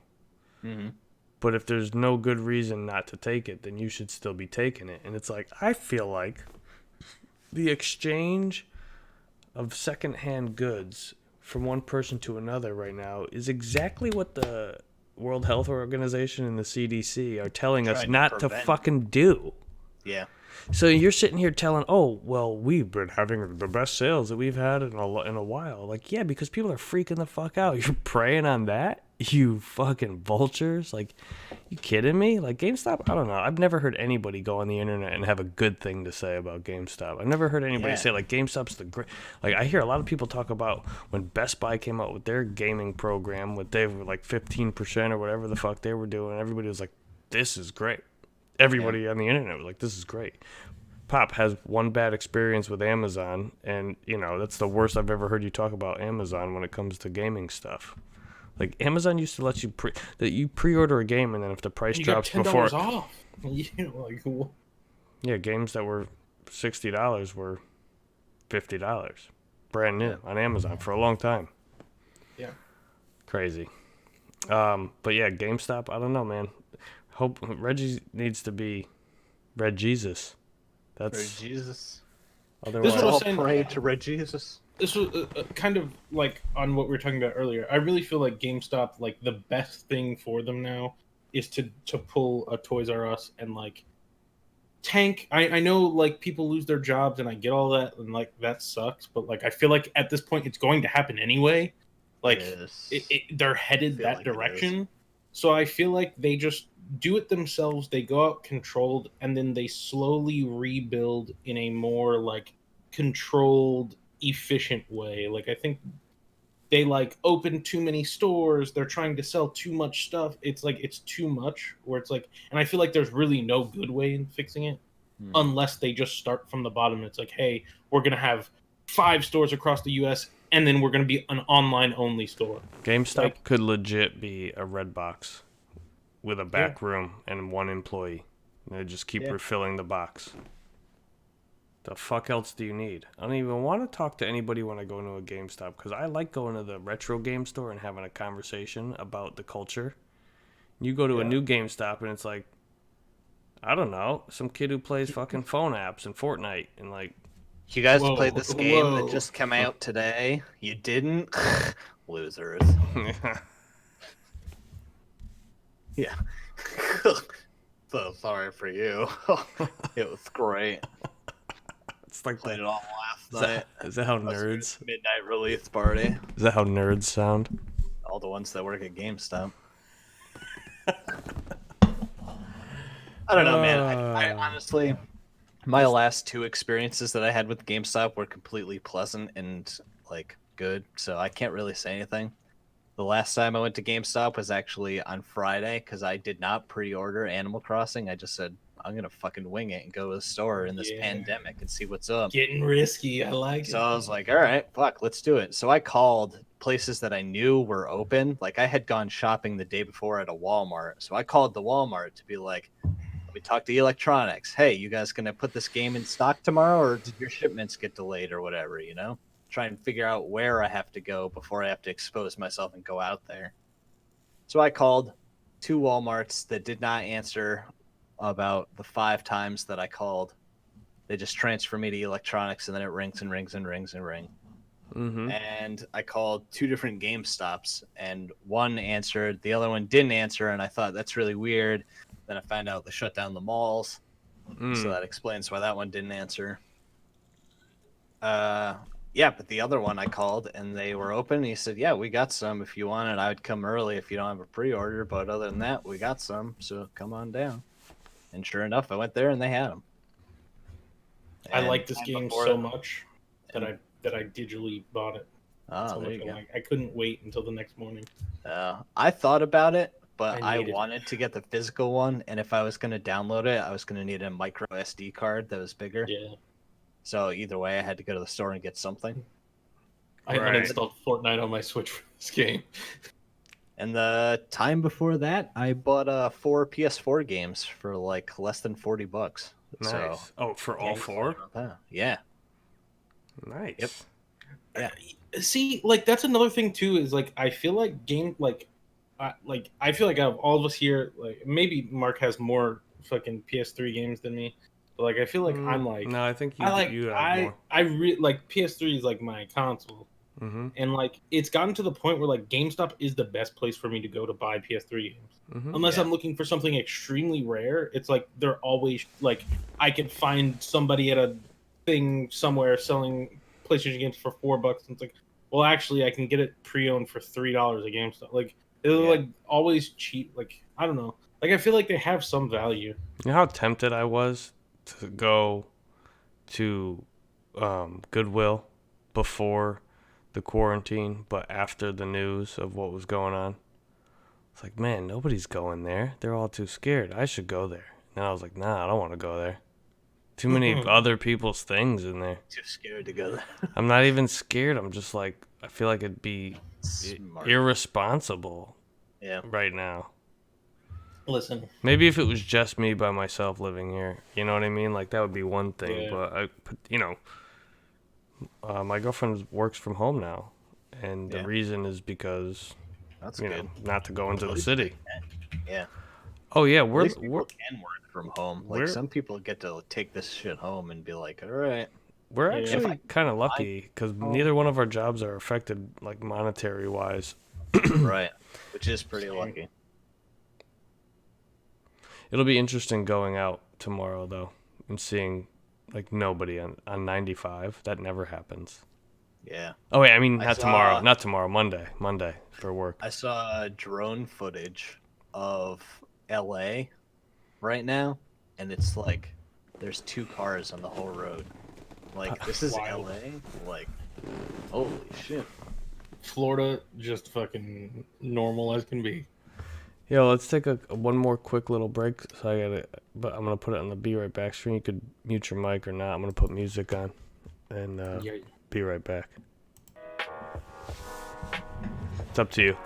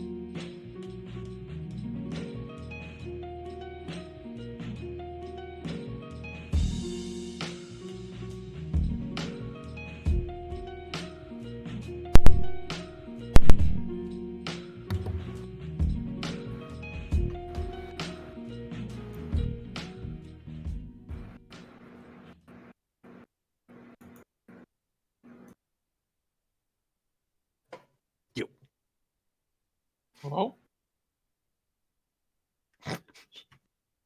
Hello? Hello? Hello? I mean, Mark's still muted for sure. Anybody home? Oh, There there I you am. There we go. There we go. Hello? I thought I pushed the button.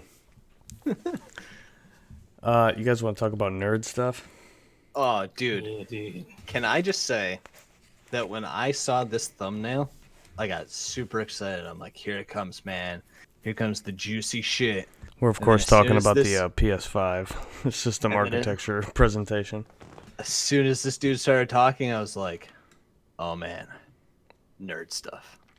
Yeah, Oh, 13 shit. million views. That's So you guys, crazy. you guys familiar with Mark Cerny? I am He's worked with Naughty creator Dog. of Knack. He worked with Naughty Dog My for a long guy. time. Instrumental with Crash Bandicoot, right? Jack and Daxter. Just worked with Naughty Dog and PlayStation for the longest time. It made sense that he was the one that was going to be talking about this. Yeah. And who's the actor? Oh, it drove me nuts. The Dana whole time I was Carvey? watching it. Yeah, he looks just like him. He looks like Dana Carvey. I was waiting for it, man. I'm like, dude, come on, say it, say it. Tell me you want to be the master. Wait, what? Isn't that the dude that played Master of Disguise? Oh yeah. Yeah. Yep. I never saw that movie. I just always think of Oh. Wayne's World when I think of Oh, Dana yeah. Carvey. Right. No, I was like, dude, this dude's about to like, turtle, I want to be the Master of Disguise. If I put it on the media screen here, so I was I just liked how he was. The voice that he uses is so like. He sounds like Mr. Van Driesen from Beavis and Butthead. You know the teacher. Yep.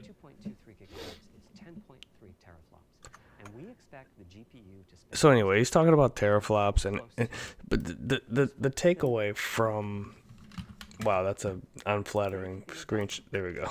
Stop it right there. What he was talking about was not really meant for. This is the whole big thing that everybody's talking about how boring it was, and it wasn't really a public-facing presentation. And this is not what we were expecting. We wanted to see it. We wanted to see the controller. We wanted to see the box. Right. This was meant for GDC, which is Game Developers Conference, and that's obviously not a good idea to have that many people sitting in an arena together with what's going on right now. I did see they had a packed crowd there, though. Of silhouettes Dude. that were Yeah. animated. Yes. Yes, indeed. So that, I don't know if that hurt. See, I think the people who are getting upset about that presentation fall into the vocal minority category that we often reference. That it's like you're making all this noise about it on the internet, but I mean, we're talking about it here. I just don't think it was. I think it was. I watched about half of that thing and actually learned Yeah. something, Yeah. and it was boring, just like I was definitely- in school. I definitely heard and potentially learned more technical jargon than I've ever. Right, and you kind of understand like how, like it was kind of impressive looking at the rate at which data could be extracted from the solid state drive at any time. Versus a disk drive. Well, yeah, a Like hard a drive, like a regular like a hard drive. conventional hard drive that has a disk in it, right? Exactly. But what their solid state drive that they're using, what the specs were, they were pretty impressive. Let me just see if I could find that real quick.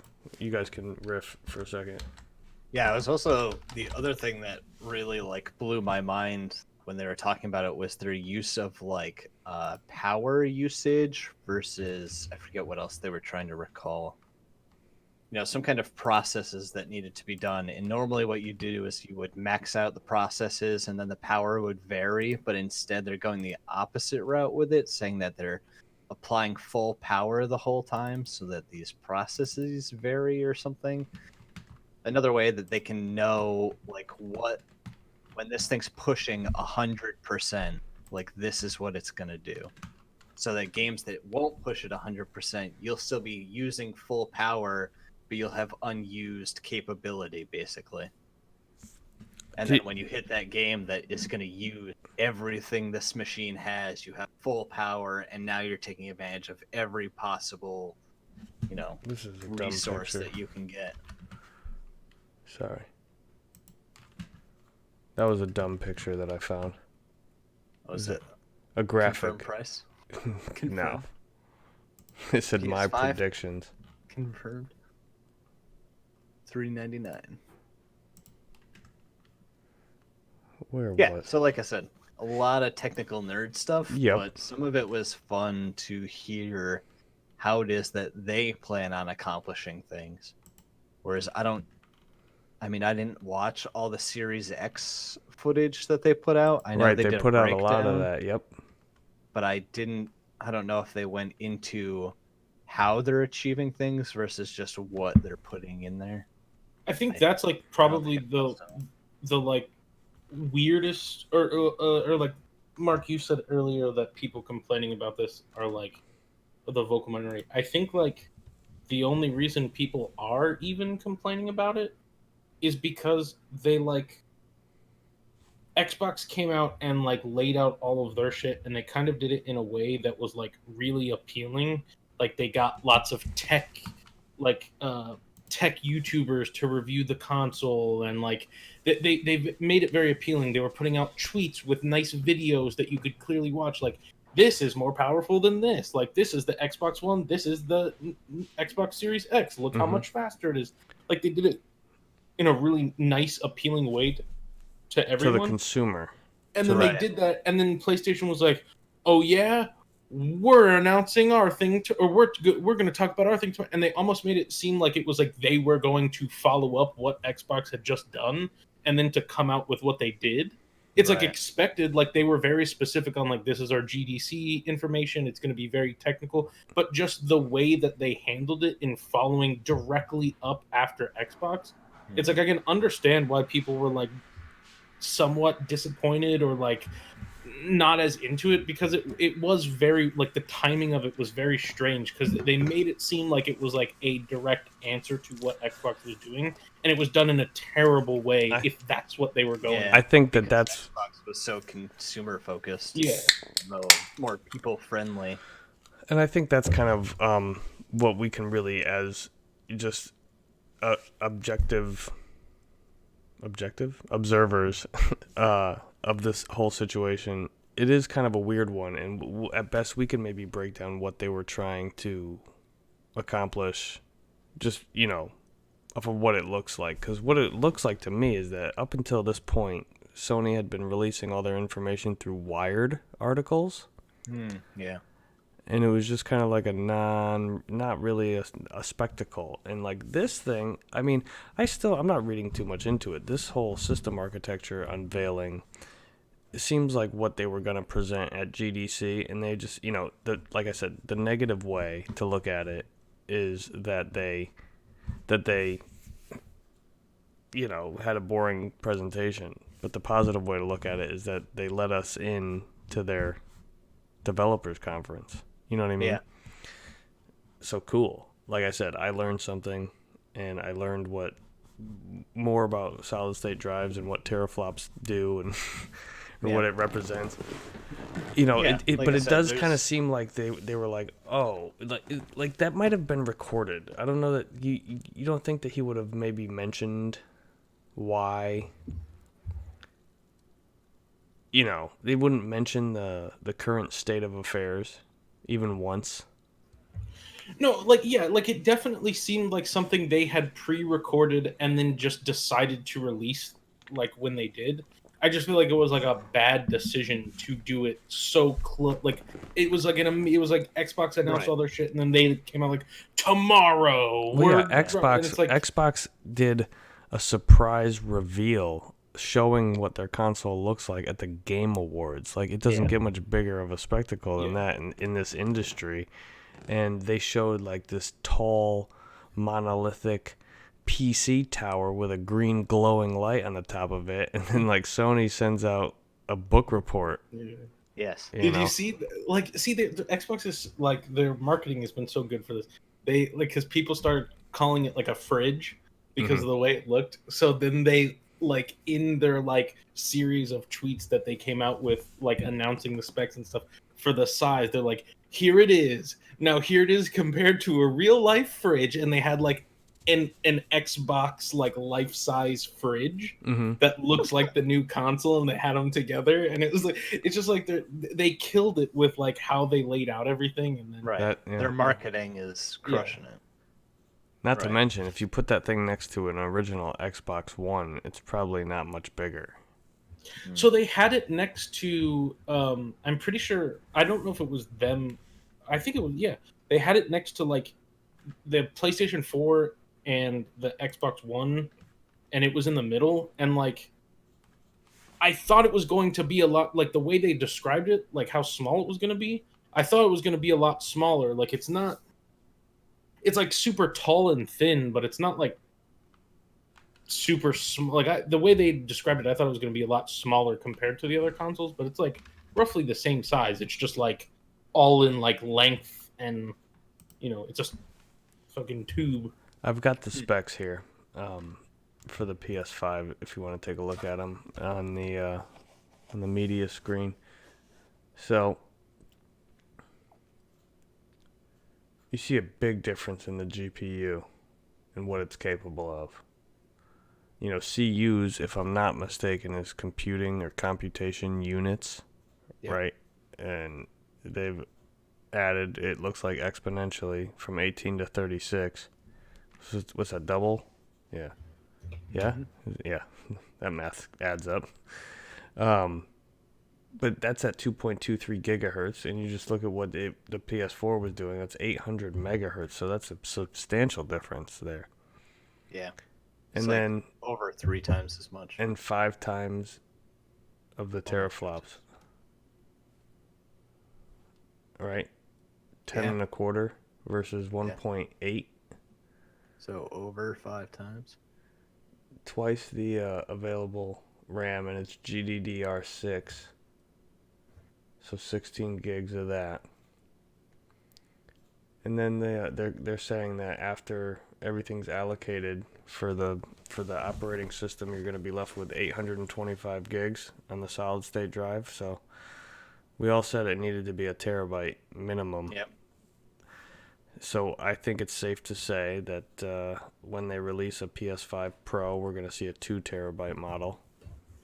They also did come out and like unofficially say that you can get like expandable storage, and that it supports They've been like, encouraging that since second party thing. They're like, don't go out and buy one right now, Yeah, right, because like, we don't know what it's going to a thing be came yet. out and said that What's it was gonna like fit? it might not work with everything that's out there, but most things it will. Yeah. I think like- all signs point to they are not really ready yet. Because if they were ready, they'd be showing the And thing. I think they're gonna have. I think the best thing that happened for Sony was E3 getting canceled, because I think Mhm. that they're at some point they're going to do a big blowout for this thing, right? Like, especially with all these conferences getting canceled. That was their plan, right? They said like, we're skipping E3 and we're gonna go to hundreds of conferences. Like, not anymore. So like they're clearly going to do some like direct style like They're gonna do a thing state of play. to reveal the PlayStation. And I think that now that E3 got canceled, you have all these developers that were planning on showing off their games that don't have anywhere now. Like, I feel like that, like, there's going to be a state of play that's just like, hey, here's the PlayStation 5, and everything, here's what it looks like, here's the cost, here's the controller, here's all the cool shit, here's games that you can play on, or play it on. I think that they're going to have, like, a huge blowout for it. Yeah, I think we can almost guarantee, this is just a hunch, but I would say it's a pretty good one, that as soon as they announce their next state of play, we're going to see a PS5, what it looks like. Yeah. Maybe price, maybe not Here's the- price, release date though. Both the Series X and the PlayStation 5. If this pandemic keeps up and keeps everything shut down until Are they going to be able to Even- manufacture these things? Even May, are they going to be able to, still make holiday this year? So I saw somebody talking about like the the PlayStation 4 and like the manufacturing date for the PlayStation 4s were September. They released in November. So it seems like they I think Turnaround. I think what if anything you might see like a reduction in how many like I think they'll still come out this year. I think they might be extremely limited.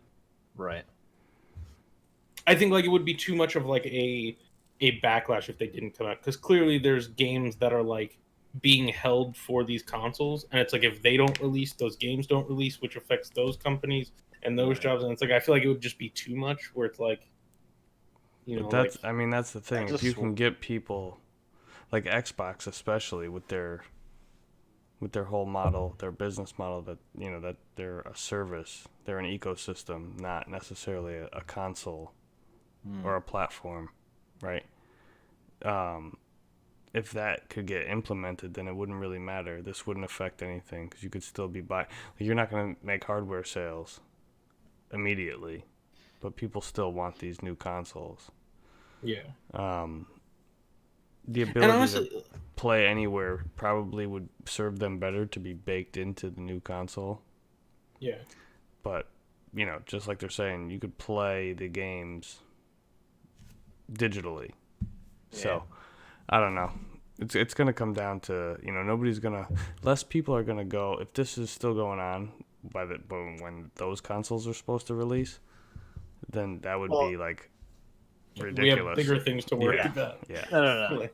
I'm not saying that. But halting the the manufacturing right. for even a month or two, like, is that enough to throw off schedules for everything else? Well, Because so I'm sure whatever they were supposed to be working on now is not going to want to wait once this thing is done and lifted. You know, whatever they needed for March or April is probably still going to have to be made. So does that push everything back a little bit, or does everything get cleared up, or people not need things because it's not timely anymore? yeah. You know, how much time does it take to manufacture all this stuff? I know Is it gonna be affected?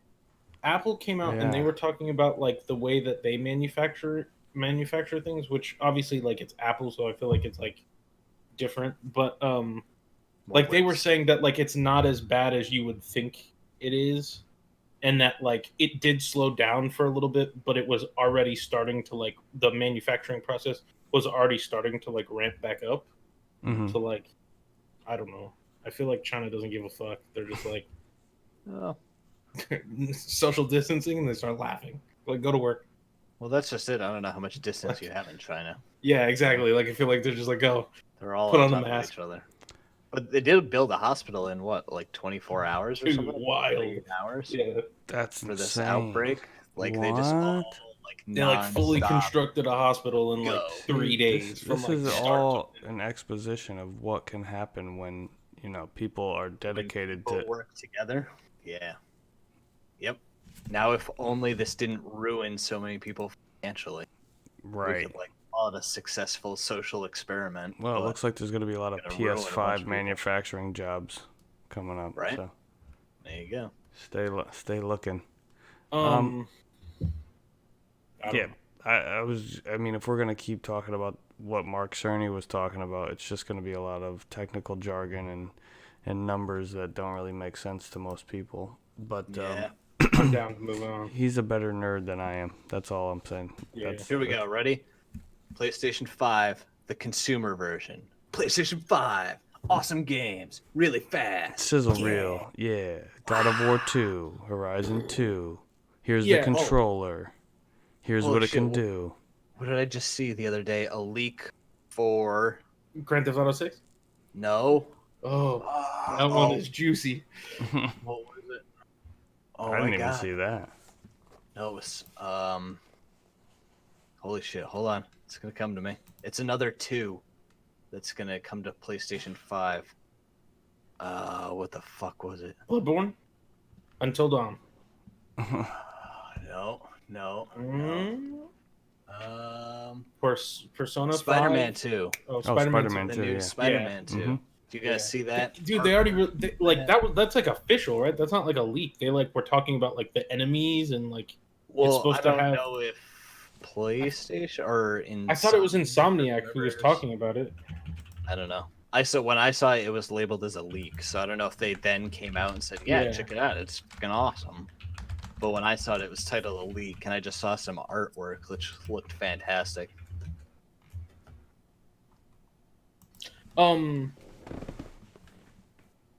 Yeah. Okay. Okay. Yeah, because I did see it was like the end of 2021 is when they were putting the date on it. Right. But It's a Reddit no, post. if we want to get real crazy, this Grand Theft Auto 6 one, the guy who leaked Red Dead Redemption 2 coming to PC and got it like spot on like months before.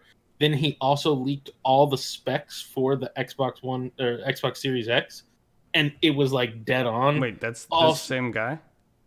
Not for the Spider-Man 2 leak. Oh. But the same guy who did both of those also just posted that Grand Theft Auto 6 is going to be revealed at the PlayStation 5 event, and it's going to be a PlayStation exclusive for 3 months, which is kind of like crazy.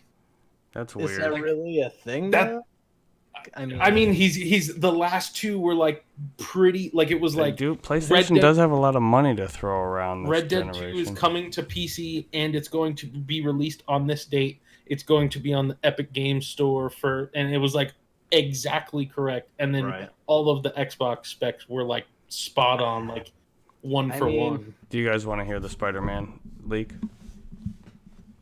Yeah, let me just say that I'm taking this Grand Theft Auto 6 thing with a grain of salt because I don't know why they would want to cut themselves off from a whole other market. I say Grand Theft Auto Online needs to continue into Grand Theft Auto 6, and Grand Theft Auto 6 should just be a standalone story that, you know, still takes advantage of the ability to log into online. They'd be stupid to separate that community right now. You know, I don't know, man. Yeah. Maybe if you want to use new graphics and update all that shit, then you need to be able to bring your character over into that world. Like, people are going to be pissed. Yeah. Yeah, maybe that's they the won't. other thing. I don't know. What's the setting for this new one? I would imagine that it would be in Europe. No, so this, I mean, I'm just going off this one. That would make sense. Leak, but this guy said that it's going to be it's a Vice City like revamp, like they did San Andreas, but also there's Liberty going City to be a Grand Theft Auto's world of like Colombia, and that the plot is that you're going to be a drug runner that goes from Colombia to Miami. Yeah. And also, like, they kind of do the 2-map thing in Red Dead Redemption 2. Like, you do go off to another map. It's very limited, but, like, it's a completely separate, its own thing. So, like, I could see it, like... That sounds interesting. It does. Yeah. Anyway, that sounds really cool. Yeah. But this leak, this Spider-Man 2 leak, they're saying holiday 2021 release date, probably in September. They're going to reveal it this summer. No online co-op, completely single player. Queens and Brooklyn will feature new gameplay mechanics to facilitate the low building traversal. You know, 'cause it's not all the skyscrapers of Manhattan, right? Set during the winter. 5 to 6 months after the first game. Oh, spoilers for Spider-Man. You guys all finish it? Yeah. All right, spoilers for Spider. It says, well, I don't even need to read that. It doesn't do anything for this leak. It's just 5 to 6 months after the first game. So if you know what happens in the first game, Peter's still going through some shit. Oscorp is attempting to clone certain DNA to build a super soldier. New villains spawn from this. I wonder who it could be. Harry Osborn will become Venom, but it's a unique take on the character, my source said. Carnage and Mysterio are in the game. Eddie Brock is in the game and a major character. Jeez. Everybody's here. We got them all. They're saying Miles is playable in sections of the game. That was in the first one too. Yes, and so was Mary Jane, and it was awful. Yeah, Yeah, All of those them were those that was awful. the worst part of the game. that's Yes, true. It was. That's true. Every time I turned into someone else, I went, "Oh, fuck, this is gonna suck." They're saying think of Arkham Knight's system where you could switch to the other Bat family characters in certain situations. Yeah, Same but thing here. Not very original. nobody liked that. I mean, I do think that In they Batman, should it was go more. cool. Batman, when you could be the other characters, was not Was bad. it though? It was interesting I'm to do thinking some of like fights. Arkham Knight when they let you switch to like Robin. Yeah. And, Yeah, uh, that was all. That was all right. it was okay. I don't know. I didn't play that one. That's a good game. I stopped at a It's my least favorite of the series, but I liked it. I mean, there's just too much Um, Batmobile. New web chain mechanic is how my contact named it. You can basically chain together web zips, so when you reach a point, he immediately zips to the next, and so on. Web swinging overhauled. They've gone all out on the animation this time, so we won't see the same animation as much. More variety. See, that kind of scares me because like Yeah, the web swing web was so swing good. was like really good. No, they're So it's talking like- about the animation though. Yeah, It but says I right thought they here. were good already. Like Yeah, but do, they're like, saying that crazy it's going to be like shit. more specific to the given situation rather than just replaying the same animation for this type Right. of swing. Like if it's this type of swing, but you're in between two buildings, it'll probably be a different animation. You know what I mean? Like that type of shit. I thought they already nailed like a bunch of them that I wouldn't even have thought of. Like the But first then- time I ran through a fire escape, like by accident, I was like, "Oh shit, I'm gonna get stuck on this or hit it or jump over the outside of the whole thing." But he like How does this about- little like But this says that zip right through it. the final thing is there will be 3 swing modes: realistic, arcade, and hybrid. That's not final naming, but Right. realistic is very Spider-Man 2-esque in that it's just pure physics. Arcade is a little fake assistance, and hybrid is a merge of the two. Basically, I feel like the that's the one thing PS4 they don't swinging. even change. Yeah. I don't know. I feel like the No, it swinging was says the it says best it's part. basically the PS4's swinging Yeah. system. But the So- fact that they want to play with it scares me. Yeah, I don't know about all that. They had a good thing going there. yeah. They got that Sony money now though, so they're probably Yeah, just like, that's fuck true. it, let's do whatever we want. What else? Well, we and all got? that space on the SSD to Yeah. draw data like they were talking about, and not have it, be dependent on being loaded in.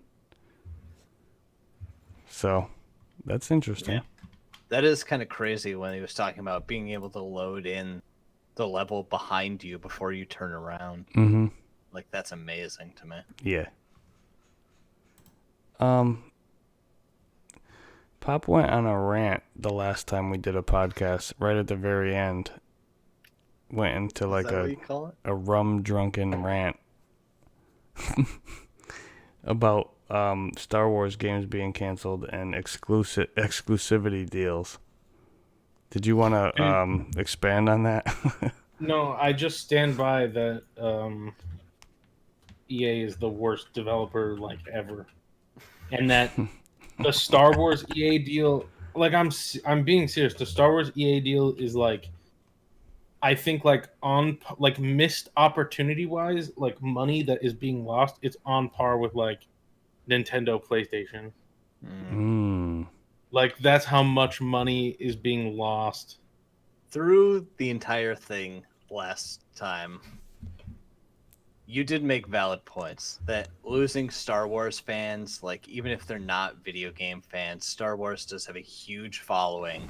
So you're gonna piss off all these people. They're doing a really bad job with it. They had the loot box problem with the last one that they did, to the point where it got shut down and looked at by fucking elected officials and stuff. Yeah. They did have a bunch of games that were really bad. They killed Mass Effect. Anthem was a throwaway. So I It did goes pull on up. and on. I But did there pull up are this. still a lot of good EA games, aren't there? I mean, Like what Aren't they doing the Battlefield series though? Isn't that is the them? Battlefield series good though? You fucking tell me. There's so goddamn many of them. But Oh I yeah, still no, see people playing them. Of course. So they make enough money. They make enough money through FIFA Yep. and Madden Yeah. that they can put out games every year. Right. But that doesn't Well, mean I they're mean- good. But okay, like the last, I don't know what the current Battlefield is. I'm not a Battlefield Exactly, and person. it I came don't out keep up last with it. year. But hear me out. When Battlefield 1 came out, I know that everybody that I knew was talking about and playing that game. And like, hey, here's a cool thing. It's, not actually World War II this time, and it's super fun Battlefield game. So it's like, here it is, man. Here's the new thing. This is what we good Battlefield game. They make had. they make- I don't know. Them, so I can't keep up with them. Well, no, they've only made one since then, and it was terrible. It died. Like Apex came out and killed Battlefield because it was like, hey, here's this free game that's 10 times better than what Battlefield's doing, and it was like, oh, Battlefield's dead. they make Unravel and Unravel 2. So keep doing what you're doing. It's like Sims. the indie games. Like when my it was life, coming out. love the Sims. Yeah. Okay, so I pulled up this article that just No. has a list. No, hold on, just real quick. It has a list Yeah. of game franchises that EA has killed, and Okay. it's so accurate. Okay, all right. Right, it's like- Skate. Okay, Here we Dead go. Space, Dungeon Keeper, Wing Wait, Commander. whoa. Hold on. Slow the fuck down here. All right. Dead Space. What's wrong with Dead Space? What did No. they do to Dead When's Space? the No. okay? Did you play? No, Dead they Space killed 3? it. They killed. No. He's saying they No. killed the I didn't series. play Exactly. any of them. He's saying that Okay, yeah. they took So a. they only had to do with 3 then. No. So Dead Space 1 comes out. It's fantastic, right? Was that Then them? EA. No, it wasn't. Okay. So then EA buys them, Yep. the company that made Dead Space, right? Yep. Dead Space 2 comes out, not great, right? Then they Okay. put out Dead Space 3, which is like the worst fucking game I've ever played. Killed the franchise. They haven't put one Okay. out since. It's So dead. two was meh. Are you just saying that because EA bought it? No, Or no, was no, 2 no. actually Compared to Because one. normally when you get a trilogy, 2 is always the best one. Well, no. So right, like 1 came out. 2 Yeah. sold really well because 1 was so popular. People wanted Right. to play 2. I don't know Right, that so it 2 is sold- always the it best sold one. I think enough- sometimes well, that happens. It sold enough to justify making a 3. Right. But that it was could have been like on name 2 was alone. worse. 1 was by far the best one. Okay. All right. That's all I wanted to know. Yeah, Is where I mean, they're getting involved and why it's dying. yeah. It's like 2 was they meh and Did they sold do out. that with Fable? Fable's Xbox. I know it was Xbox, but EA makes games for Xbox. No, Yeah. Fable's Xbox, Microsoft. Studio. Yeah. That never got purchased by Mm-mm. because that game went away. I'm pretty sure the people that made Fable are the people So wait. who do Horizon, Forza Horizon. Dead now. Space they killed. What's next? So don't Um, read the bullshit ones that nobody cares about. Yeah, Wing What are the Commander. big ones? Oh, yeah, Wing Commander Wing was a Commander. great. Gone. I never played Wing Commanders. Oddworld. Really good series. Underrated. Dead. Oh, they killed Oddworld. See, but if the series is underrated, like, does that mean No, that the it's message underrated as really in- new to the point where EA killed this thing we all loved? No, Or so did it try and take over to keep this thing going and put out a shitty game and then No. no one cared? If they I don't spend a think lot so, of money because- on Oddworld that didn't really have Yeah. it didn't set the world on fire. So you know what I mean? Like maybe it just wasn't lucrative for them to make Oddworld anymore. I'm not trying to apologize for EA. I agree with what you're saying that they're just all right, like, fine. oh, here's skip, FIFA and skip Madden. that one. There's so many more. Need for Speed. Yeah, they kind of Yeah. shit all over that. Yeah. That's I do miss, but I do remember. If playing they were that smart, they would remaster Need for Speed Underground 1 and 2 and release it as a set. There you go. The Underground. Titanfall. They killed it. It's Okay. so I never good. played it. I did It's hear that Titanfall 2, was the really story good, is though. so good. right. And So EA then bought why them is and then it said, dead? hey, don't make any more Titanfall games. We want you to work on Star Wars games, but then cancel them years later because we don't think story games work anymore. Okay, but is that killing a franchise or is that buying a franchise, reworking your resources that you have and putting it on the back burner? They didn't No. put out a shitty game. They didn't say we're never ever making a Titan. No, they did though. They did. They like somebody asked the developers of Respawn, right, the people that make Apex and Star Wars. They Okay. asked them if there was going to be more Titanfall games, and they said no. That franchise is no longer like it's a non thing. Like they're not going to make them anymore because EA said. Now that one maybe you can make an argument because Apex people like, so it's like okay, they said, hey, we don't like what you're doing, make this free battle royale or whatever, right? Like Right. you can make an argument there. Love Apex. But Titanfall 2, not owned by EA, really good, and then the Right. EA buys them and says, story games suck, make this online shooter. Right? That Like I would see as a big company move, trying to follow trends that could ruin a thing. yeah. But Skate. like I said, they didn't put out a shitty game, so I feel like that one could be revived if somebody bought a license and years later was like, hey, we're making a Titanfall 3, you know? Yeah. Like it's still possible to save that one. It's just the amount of like titles that you know that like EA owns that aren't doing anything with, or because they don't believe in them, or they don't think it'll make money or whatever. It's like insane. It's like some of these, like Skate is the other huge one, right? Like you can't tell me people don't want a skating game. Like that's every true. year But EA conferences come up. Do you think EA is going to come and buy that game Sessions and then just destroy it and call it Skate and then kill it again? Yeah, I don't know. Is Skate the game that everyone thinks of though when they want another skating game? Yes. Yeah. Really? Yeah. I never see. When they want another Tony Hawk- skating So when I simulator. think skate games, I think old school Tony Hawk. Exactly. You think of The old school arcade Tony Hawk because all the new ones are terrible, right? Like they fell off, and Skate kind of took that mantle, and then like Skate became the new skating bad. simulator, right? Tony Hawk's Right. always been like the skateboarding arcade game. Right. Yeah. Which is what I was in for. Yeah, But me at some too. point, they The fell skate off, sim. and No, I the stopped playing them, and then I never started the skate games either. Yeah, I just Skate. was I done. played Skate 3 a little bit, and it really is fun, but it's got like difficult controls because it's trying to simulate the difficulty of landing Right. skateboard tricks. Right.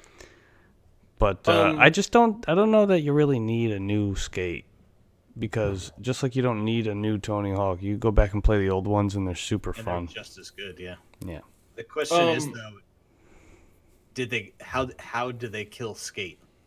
They're, Did they're, kill They just Skate, or didn't. do you think that Everybody Skate- wants they're- Skate 4. they're not everybody like it's like a trend every year at E3 so there's before still a demand EA's for conference. skate Th- games. like Mhm. thousands and thousands and thousands of people start this trend on Twitter of So Skate with- 4, Skate 4, Skate 4, and they don't do it because it's to them. I think It's not like worth EA it. has made very clear that they value like games that are Services. multiplayer focused that they can charge Settle. after the fact. So like Yeah. a FIFA, like a Madden, like a like you Battlefront. use Sims as an example. Yep. Sims is like one of the worst games that they, like Absolutely. Expansion just pack for after example- expansion pack for shit that should Right probably now- be there to I had begin so with. much fun on The Sims for like PS2 though. if Like I that wanted era. to Dude, if busting I wanted out to- on the GameCube took a good chunk of my life. Yeah. if I wanted to buy all the Sims DLC right now, it would cost me $7,403.48. Well, that's it. That's how much. That's how like that's what I'm saying. Like it's like that game. Like Yeah. I don't. It's just there's so many. It's like But okay, does that so ruin a game? Because I could play that game without any of those expansion packs and probably just have as much fun.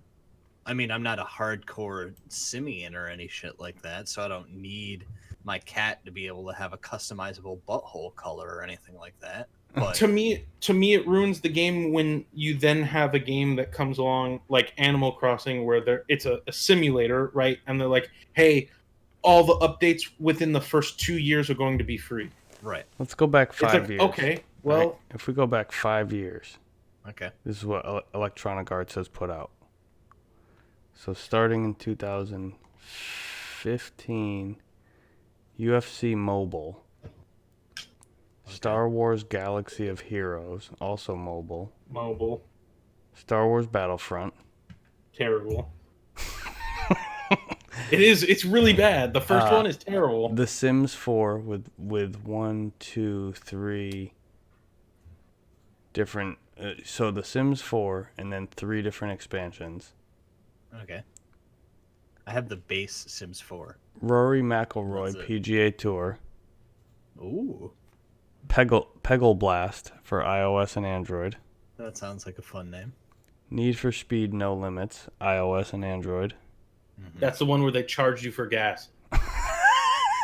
I'm not even kidding. They Okay. charged you for gas. Okay. That's amazing. Need for Speed, the reboot that I played on my Twitch channel for a little while. NBA Live 16. Nobody's ever had anything good to say about NBA Live for a Nope. while, right? They took a break, they brought it back, and then it went away again. Minions Paradise for iOS and Android. Seems like they like mobile games where Madden 2016. FIFA 2016. Battlefield Hardline. Put an F in the chat. Line. Yep. F's in the Yep. chat for that one. Yo, I actually saw somebody playing that one the other day. Really? Yeah, it's really Why? weird. I don't know. I'm going to put it over here in this chat too. It's been a prank. Just a Um, prank, bro. Battlecopters for iOS and Android. Okay. Unravel. Yeah, but see, like also Unravel is part of that. Unravel it's- was developed by. Yeah, Hold they on. don't even make it. Yeah. Like they just fund the game. That's right. They have nothing to do with So it. that's gotta Unravel. All those other ones that I said were all EA, but Unravel is Coldwood Interactive and published by EA, Yeah. which a lot of And, these like, are they- too. they were Titanfall very- 2. Titanfall 2 was Respawn. Yeah. They didn't Then own them at the time. Now they own them. two more Sims 4 expansions. Yep. Secret Life of Pets for iOS and Android. Plants vs. Zombies Heroes for iOS and Android. This is 2016 now. Plants and Zombies Garden Warfare 2. That was... People like that game. Okay, yeah. Yeah, I think people did care for the Plants vs. Zombies. Need for Speed Actually, that again, one but was that pretty came good. out for Windows. Yeah. So that was just later in the year. NBA Live Mobile. Mirror's Edge Catalyst, which is EA Dice. Another franchise they've killed. Another franchise It's they really killed. good. People beg them to come back, and they're like, "It didn't make $10 million plus dollars. Never again." I don't know though. I played the first one of those. Micro I was thinking about Machines for playing the iOS second and one. Android. Dude, give me Micro Machines back on my SNES. That's the Micro Machines. I remember when Pop was telling me about Micro Machines for PS1 was his like introduction to the console. No, that was Oh, Hot Hot Wheels. Wheels. Hot Wheels. Sorry. Hot Wheels. Yeah. Yeah. Madden 17. FIFA Mobile. FIFA Madden and 17. FIFA, just keeping them afloat. UFC 2. Okay. Bejeweled Stars. Battlefield 1. There you go. All right, so one good game in 2 years. Yeah. War. No, Unraveled. We got Unraveled. So But I- 2017. okay, Count Unraveled. 2017 is War Friends, iOS and Android. Battlefront 2. Terrible. Terrible. Battlefront 2? Terrible? Yes, when it came out, it was horrible. What about now? Now 5 years later, it's kind of okay. Sims 4 comes to PS4 and Xbox One, and then they have 5 expansions in 2017. Need for Speed Payback, Terrible. NBA Live 18, Terrible. Mass Like- Effect Andromeda, Terrible. Like, Madden 18, FIFA 18, Alice, Madness Returns, which was developed by Spicy Horse and published by EA. SSX 3 came to Xbox One in 2018 that's for some a backwards reason. compatibility one. Oh, yeah, okay. Unravel 2, Once again, not made by not EA. them. Yep. Oh, and then, let's see. 1, 2, 3, 4, 5, 6, 7, 8, 9, 10 more expansions for The Sims 4 in I 2018. wasn't joking. It's literally like $7,000 to get all the DLC. The Sims Mobile, and NBA Live 19, Madden NFL Overdrive, whatever the hell that. Oh, it's iOS and Android. Madden 19, FIFA Online for the Windows, whatever. FIFA 19, some game called FE. Oh, that's indie game developed by Zoink. Oh, Faye. Yeah, Faye. that's actually a good game. Not developed by EA though. Yeah. It's like Faye. Sorry. UFC 3. Command and Conquer Rivals for iOS and Android. Man, they love these mobile games. telling you. Burnout Paradise Remastered, which I bought and I own, but that's developed by Criterion. Yep. So, Yeah. not EA. They don't make good games. They're terrible. Battlefield 5. That's DICE, which is EA DICE, but they just slapped their Yeah. name on it, because it's not just DICE anymore. It's EA DICE. Which it came out, and the only promising thing about it was that it was going to have a battle royale, and then it died 2 months later. When Apex Historically, Electronic Arts never really were game developers. I mean, they had in-house game developers, but came. Yeah. They're really just the money. so A Way Out, Exactly. that game A Way Out, Same thing. Hazelight Studios. Ooh, I was interested in that game. Though. Yeah. It's a good game, I think. Like Jedi, Star Wars Jedi Fallen Order. yeah, That's like Respawn. I'll enjoy That's that. Respawn. That one's okay, and That's it was like Respawn. it was very clear that like, well, EA owns Respawn now. They Right, bought them. but they But, own like, all these very- studios. Very clear. Well, no, like so when Titanfall 2 came out, EA didn't own Respawn. They Oh. just published the game. Oh, I Now they like after Titanfall 2, they bought Respawn. see. 1, 2, 3, 4 more Sims expansions in 2019. Sims 4. Sea of Solitude. Joe May It's another Games. indie game. Right. Pretty good. Like Plants vs. Zombies Battle for Neighborville. I haven't 2019. heard too much about that. Need for Speed Heat. Heard it's terrible. Isn't that the Yeah. neon one? That's the newest one. Yeah. Madden NFL 20. Iron Force 2 for Android, which is developed by Cool Fish Games. FIFA 20. Apex Legends. Huh? No, nothing? Yep. That's Respawn. It's okay. It's Anthem? I free. like the Apex. Anthem. Terrible. Terrible. That's BioWare. And Medal of Honor Above and Beyond for the Oculus Rift. It's a VR game. Another franchise That's they not own. released yet. Medal So of yeah, Honor. there you go. I mean, that's the past 5 years, what they've done. You're right. It's not. It's So not it's like really. a handful of good games, but they put out like an ass. So All of their big releases in the past 5 years have flopped. Like both of the Battlefronts, Mass Effect, all of the Need for Speeds, Anthem. Like they're all terrible. Like they're big like games are just they suck. And it sucks. I know you guys aren't the biggest Star Wars fans, but like it sucks that like I feel like if you give that franchise to any other studio, like literally any other studio, the Warner Brothers, the people that made Batman, like Rocksteady, right? Like Naughty Dog, fucking Activision, like anybody, like the Call of Duty campaigns are better than anything EA has released in the past 6 years. I pulled up what Naughty Dog has done in the last 5 years. They say Uncharted and Nathan Drake Collection, but that was actually ported by Blue Point Games. That came out in 2015, so can't really count that. Yeah. But it's one studio versus like a publisher, right? Uncharted 4, EA owns multiple Thief's studios. End, right? Uncharted: The Lost Legacy. And they're about to release Last of Us Part 2. And that's it. Yeah. You don't need all that to be good. All sounds that like bullshit. Evil Crunch. Oh yeah, that is a good segue, isn't it? Talking Yeah. about the Naughty Dog crunch. Just gotta hammer down and get more done. Damn it. I just real quick, I feel like we should call Naughty Dog N-Dog from now on. N-Dog. I put that in there. I was like, dude, N-Dog Studios. And Dog Crunch. That's N-Dog, the name of my new Last band. of Us 2.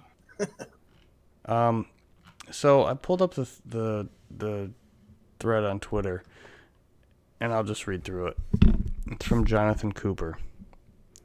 When I left Naughty Dog late last year, they threatened to withhold my final paycheck until I signed additional paperwork stating I wouldn't share their production practices. They finally relented when I assured them that was most likely illegal. The truth is, I have no awful crunch tale. The story animators, as we were known, were averaging 46 hours a week when I left, and I personally never went over 55. Story team is super organized, and we reacted to whatever was thrown at us. That's not to say others weren't suffering. For the demo shown last September, the gameplay animators crunched more than I've ever seen and required weeks of recovery afterwards. One good friend of mine was hospitalized at the time due to overwork. He still had over half a year to go. There have been others since. The reason I left is because I only want to work with the best. That is no longer Naughty Dog. Sorry, N-Dog. Their reputation for crunch within LA is so bad it was near impossible to hire seasoned contract game animators to close out the project. As such, we loaded up on film animators. While super talented, they lacked the technical design know-how to assemble scenes. Similarly, the design team ballooned with juniors to make up for the attention of key roles. Every aspect of finishing this game took much longer due to the lack of game experience on the team. Wow, this guy goes on and on and on. But ultimately, what he's saying is that while he didn't experience crunch, he saw others, being forced to work long hours and seeing it take a toll on them physically. When I look at this, though, especially thinking about, kind of like the times that we're in right now, I'm not trying to discredit anybody, but when you say you personally average 46 hours a week and sometimes would hit 55, it's like, yeah, dude, what the fuck? I mean, you knew about video game crunch when you wanted to be a video game developer, and you said you wanted to work with the best. And Naughty Dog is highly regarded as one of the best video game developers you could work for. If you don't like their business practices, that's one thing. I mean, I don't think they're allowed to hold your paycheck, but I also don't think it's unreasonable of them to expect you to sign a form, a non-disclosure agreement saying you're not going to share their personal works with everybody, Yeah. Here's your paycheck, but also sign this form. Like, what are you talking? Yeah. But I feel like when you go work anywhere and you sign all those documents when you start working, you pretty much waive your right to be, allow them to say like, yeah, we can hold your check unless you sign the fucking thing. I don't know. I don't want to be like an apologist for Naughty Dog because they're like my favorite developer, but just this right here doesn't sound like some guy on Twitter says that story animators were working long hours and had to go to the hospital. All right, where's that guy saying that? Yeah. I just feel like the guy's probably like, damn, I worked myself into the hospital, but I still like want my job. Why is this guy saying this shit? You don't know. So like, I feel like if you take this, like, I don't know. I never understand. Like, I feel like this is a big thing that comes up a lot in the video game stuff is like all these companies and like crunch to get out the games and stuff, right? And it's like, I feel like there's one common thing with all of them, and it's that like every time you hear about one of these companies and how bad they are with crunch and stuff, it's never like it's always the big dogs, right? It's always like, oh, it's Naughty Dog, who is highly regarded at making really good games.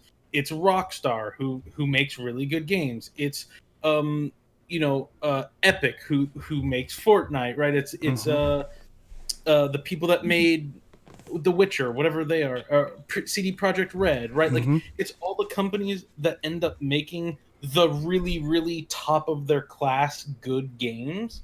And I feel like if you just translate this to any other profession, it like fits. It's like nobody's complaint. Like, nobody was like, dude, Michael Jordan spends too much time in the gym. It's not fit. Like, it's like, no, like, he wanted to be the best basketball player, so he put in the most work. Like, I feel like that's how everything works. It's like, like, you get what you give.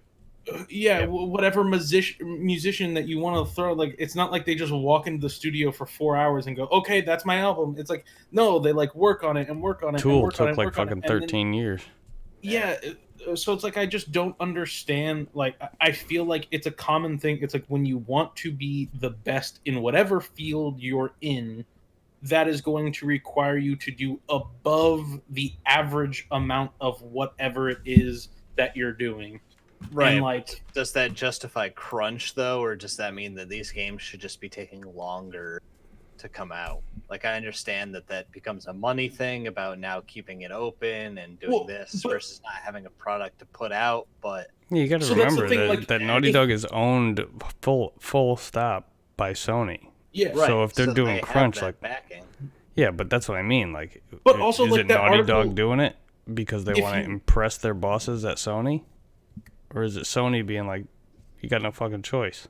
Yeah, you need to give us this thing. Right, which then just becomes But then does Sony want a managing broken, unfinished thing? Like, it doesn't make sense. Of course Or they just want to Sony hit the want- date, but it's like I don't think that send a bunch of people to the hospital. everybody Trying- knows that if they're telling you you have to stay and work overtime, that you can go ahead and No thanks. say no and then walk away from this piece of art that would have otherwise been emblazoned with your name in the credits. If you want to Yeah. like walk away from it. there's a reason why people want to stay to get their name on the credits Mhm. for The Last yeah. of Us 2 or whatever. Not there's a reason why. It's because that they're so like, you know, this guy says that like they're highly regarded. It's like, I don't know. I just don't. I like a couple months ago, like the same thing got brought up about Fortnite, and it's like, you know, it's not fair because they make their developers work so much that's why they get like so many updates out. And it's like, well, yeah, but like it's working. Like what? Like I don't understand. Like what the Yeah, fuck? they're Like making it's not like $1 these. billion off of If, it. if you look at this article, it's not like the people that were working overtime weren't getting paid. Like Yeah. it clearly states that's like if they worked. I think it was like if they worked 45 hours, it was time and a half, and then anything over 45 hours was 2 times the amount of pay. So it's like they're getting paid super well. Like it's not like they're not getting paid. It's just like, hey, we're wanting you to work 60 hours this week, whatever. Like Right. I don't know. I feel like Yeah, I, have feel a like hard as a time, like- developer in this industry, you have to embrace that too, because it's not like you put out a game and then keep going to work every day. Like that project's Yeah. done. You don't work for like months after that. yeah, You gotta, like from what I understand, be it's like stacking those chips. it's a short amount of time that they do this in. Like I don't know. I feel like it's like wanting your cake and eating it too, or whatever the fuck that saying is.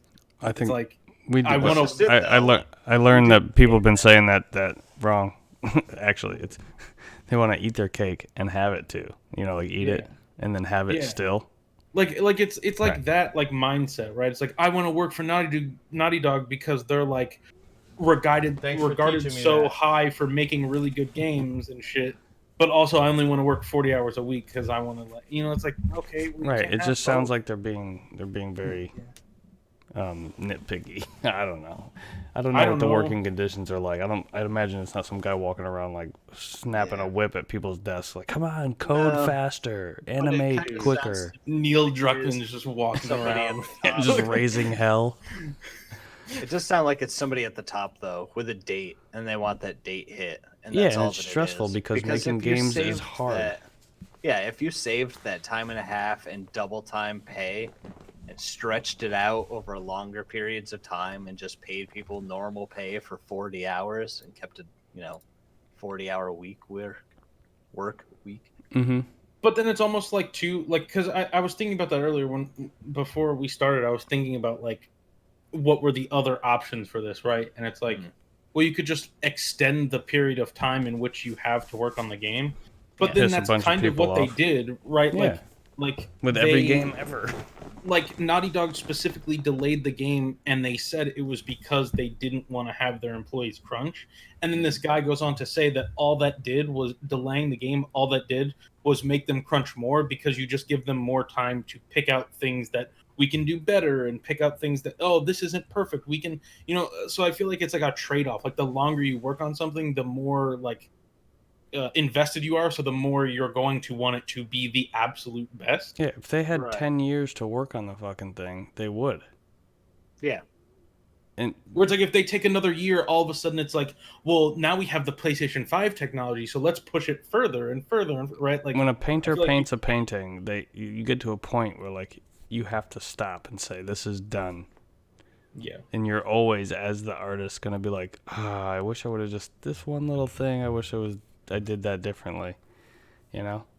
But like really good artists can be like, nope, I feel like this is exactly what it needs to be. And they get close, right? That's what Naughty Dog, what I wouldn't say is going to do, but that's what Naughty Dog are going to do. Like as a team, collectively, they're going to get that done, and they're going to reach a point where like, okay, this is playable, it's fun, it works, it's ready, we can update the little bugs here and there as we find them, and that'll be that. Oh, so yeah, I don't know, man. The what? Nice ending spot? No, I was just saying, like the work of art. I was gonna say this fucking thing is perfect, but I wish that bitch Mona Lisa would smile. Right, exactly. Sometimes it's not the artwork itself; it's the subject or the, right, the reception of it, even.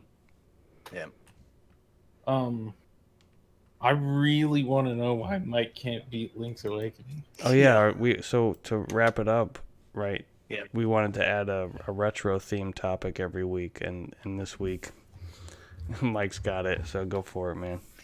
Okay, so when the first of the year rolled around, I created what I've been referring to as the list.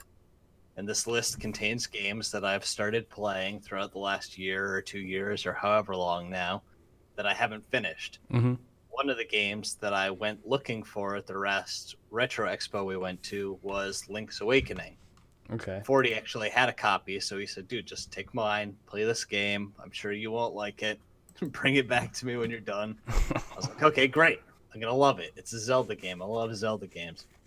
We all know my opinion on the Zelda game. It's got too much fetching shit, just like Wind Waker. It sucks. Anyway, I got to a point. I got to a point in the game, right? I'm in the last dungeon, gathering the last instrument before I go wake the windfish, right? Mm-hmm. So here I am. Spoilers for Link's Awakening. Yes, big spoilers. Sorry. So I'm cruising through this thing, right? Got all the keys, going through all the locked doors, find all the treasure chests and shit. Finally, I get to the big treasure chest with the item for this dungeon, which is the magic rod. Mm-hmm. Shoot fire or whatever the hell. Okay. Yep. I open up the box. I beat it, but I forgot. Yeah. You got the magic rod. Awesome. This is great. Fucking go into the next room where you're supposed to use the magic rod to solve one of the puzzles. Open up my inventory, and I don't have a magic rod. There's no magic rod in here. I'm like, no. What is happening? Oh wait, so the I'm game gonna find out. soft locked you or something? Basically, I can't solve the puzzle that I need the magic rod for. Magic rod. I opened the box for it. It said, you got it, and then it was gone. Nowhere in my inventory. So weird. And that's on Game Boy, original hardware. Original one, yeah. Yeah. So there's a reason for this. Okay. Apparently, I ran into a thing called the double shovel glitch, which is during your trading and everything, you have to trade a shovel to a guy who gives you a boomerang. Mm-hmm. But you also need said shovel to dig up one of the items. Right. The flute or ocarina or whatever they want to call it in this one. Yes. You have to dig it up. So if you do those out of order, Mm-hmm. you still need a shovel to dig up the ocarina. So I ended up doing the trading to the guy to get the boomerang Right. before I ever dug up the ocarina. Mm-hmm. So when I went back to the store where you're supposed to buy the bow and arrow, it was a shovel again because Mhm. I still needed it. Right. So I bought a second shovel. Okay. Now that I have two shovels, I go get the flute or whatever, Mm-hmm. go on with the rest of my game. But at some point, you're supposed to get rid of the shovel in exchange for the boomerang. But now I already have I've read the about this. and the shovel. So now they're taking up two spots in my inventory. At the end of the game, it's just supposed to be the boomerang. But I not only did I have to buy the shovel again to dig up the flute, but I also had to buy the shovel so it would be out of stock so that I could buy the bow and arrow to go through the level where I need the bow and arrow. All right. So I figured I had to buy it again. That was the reason. Mm-hmm. So when I finally got to that chest with the magic rod in it, all of my inventory spots were full. So essentially, what it did was it said, "You got the magic rod." Looked at my inventory, went, "There's no available spots. Yeah, Throw so- this away." Right. So it just completely disregarded the magic rod and said, "Nope, it's gone." That's terrible. So I'm like, "Okay, hold on. I'm trying to figure this out, and now I'm doing research online and everything." Mm. In the process of doing this, of course, I put the game down to be like, "Okay, what the hell is going on?" So I save, I quit, turn the game off, go to the internet. Okay, internet, what the hell is happening? I go in, I figure out exactly what had happened, and now I have saved my game and turned it off, so there's nothing I can do to undo it. What could you have done if you hadn't saved the game and turned it off? According to a Reddit post a couple of years ago, if you get the double shovel glitch, you can actually use all of your magic powder. And when you use all your magic powder, it doesn't show up as magic powder with 0. It actually empties the spot in your inventory. So you can actually get the magic rod in the last dungeon, but you will not have a space for magic powder, which isn't bad. You can get through the last dungeon. But when you go to the final tower before you wake the windfish, Yeah. you need magic powder to defeat one of the bosses. And now there's no way to get that again. And now you can't pick up magic powder. So there is no way to beat the game if you get the double shovel. There is. Oh. A year after that Reddit post, somebody else goes on there and says, "Hey, I played this game again. I got the double shovel glitch, and if you don't have magic powder, you can actually sword kill the guy that you need the magic powder for." He said it takes about 20 minutes of constant sword swiping, but it is possible to do it. So you can actually still beat that game if you get double shovel glitch, but not if you open the chest while all your inventory slots are full. Oh, So because I cannot beat Link's Awakening unless you start from the beginning. unless I start over, and in which case Yeah. I'd rather just cut my toes off. Right, because you don't like that game. The ending is the best part, though. I It's know. not that and great. That's was, what- that's and why that was I what thought- was driving me to finish this game. I was like, you know what? Fuck it, man. I only got 2 more dungeons. I'm almost there. Let me just pick up this game and start playing it, even though I'm playing Breath of the Wild again, and it's vastly superior. Did you go watch it? Did you go watch the ending on YouTube? No, I didn't, because I'm so goddamn mad at this game now that I refuse to do it. If I'm going to see the end to that game now, it's either because, 1, I stumbled into it and didn't expect it, or 2, because I finally bit my tongue and went back and played it again. Because right now, it's moved on the list from unfinished games to finished games with an asterisk. There is no way I can finish this game, but I have played it as far as it will let me go. So as far as I'm concerned, it's finished. Okay, fair enough. Well, I guess And that is why I thought download it patches was are good for you. I thought it was a completely different reason Nope. as to why you didn't finish. So No, it's not just because yeah, that's actually a pretty good reason. because it's an emotional, distraught decision. I can't finish because I can't live with myself.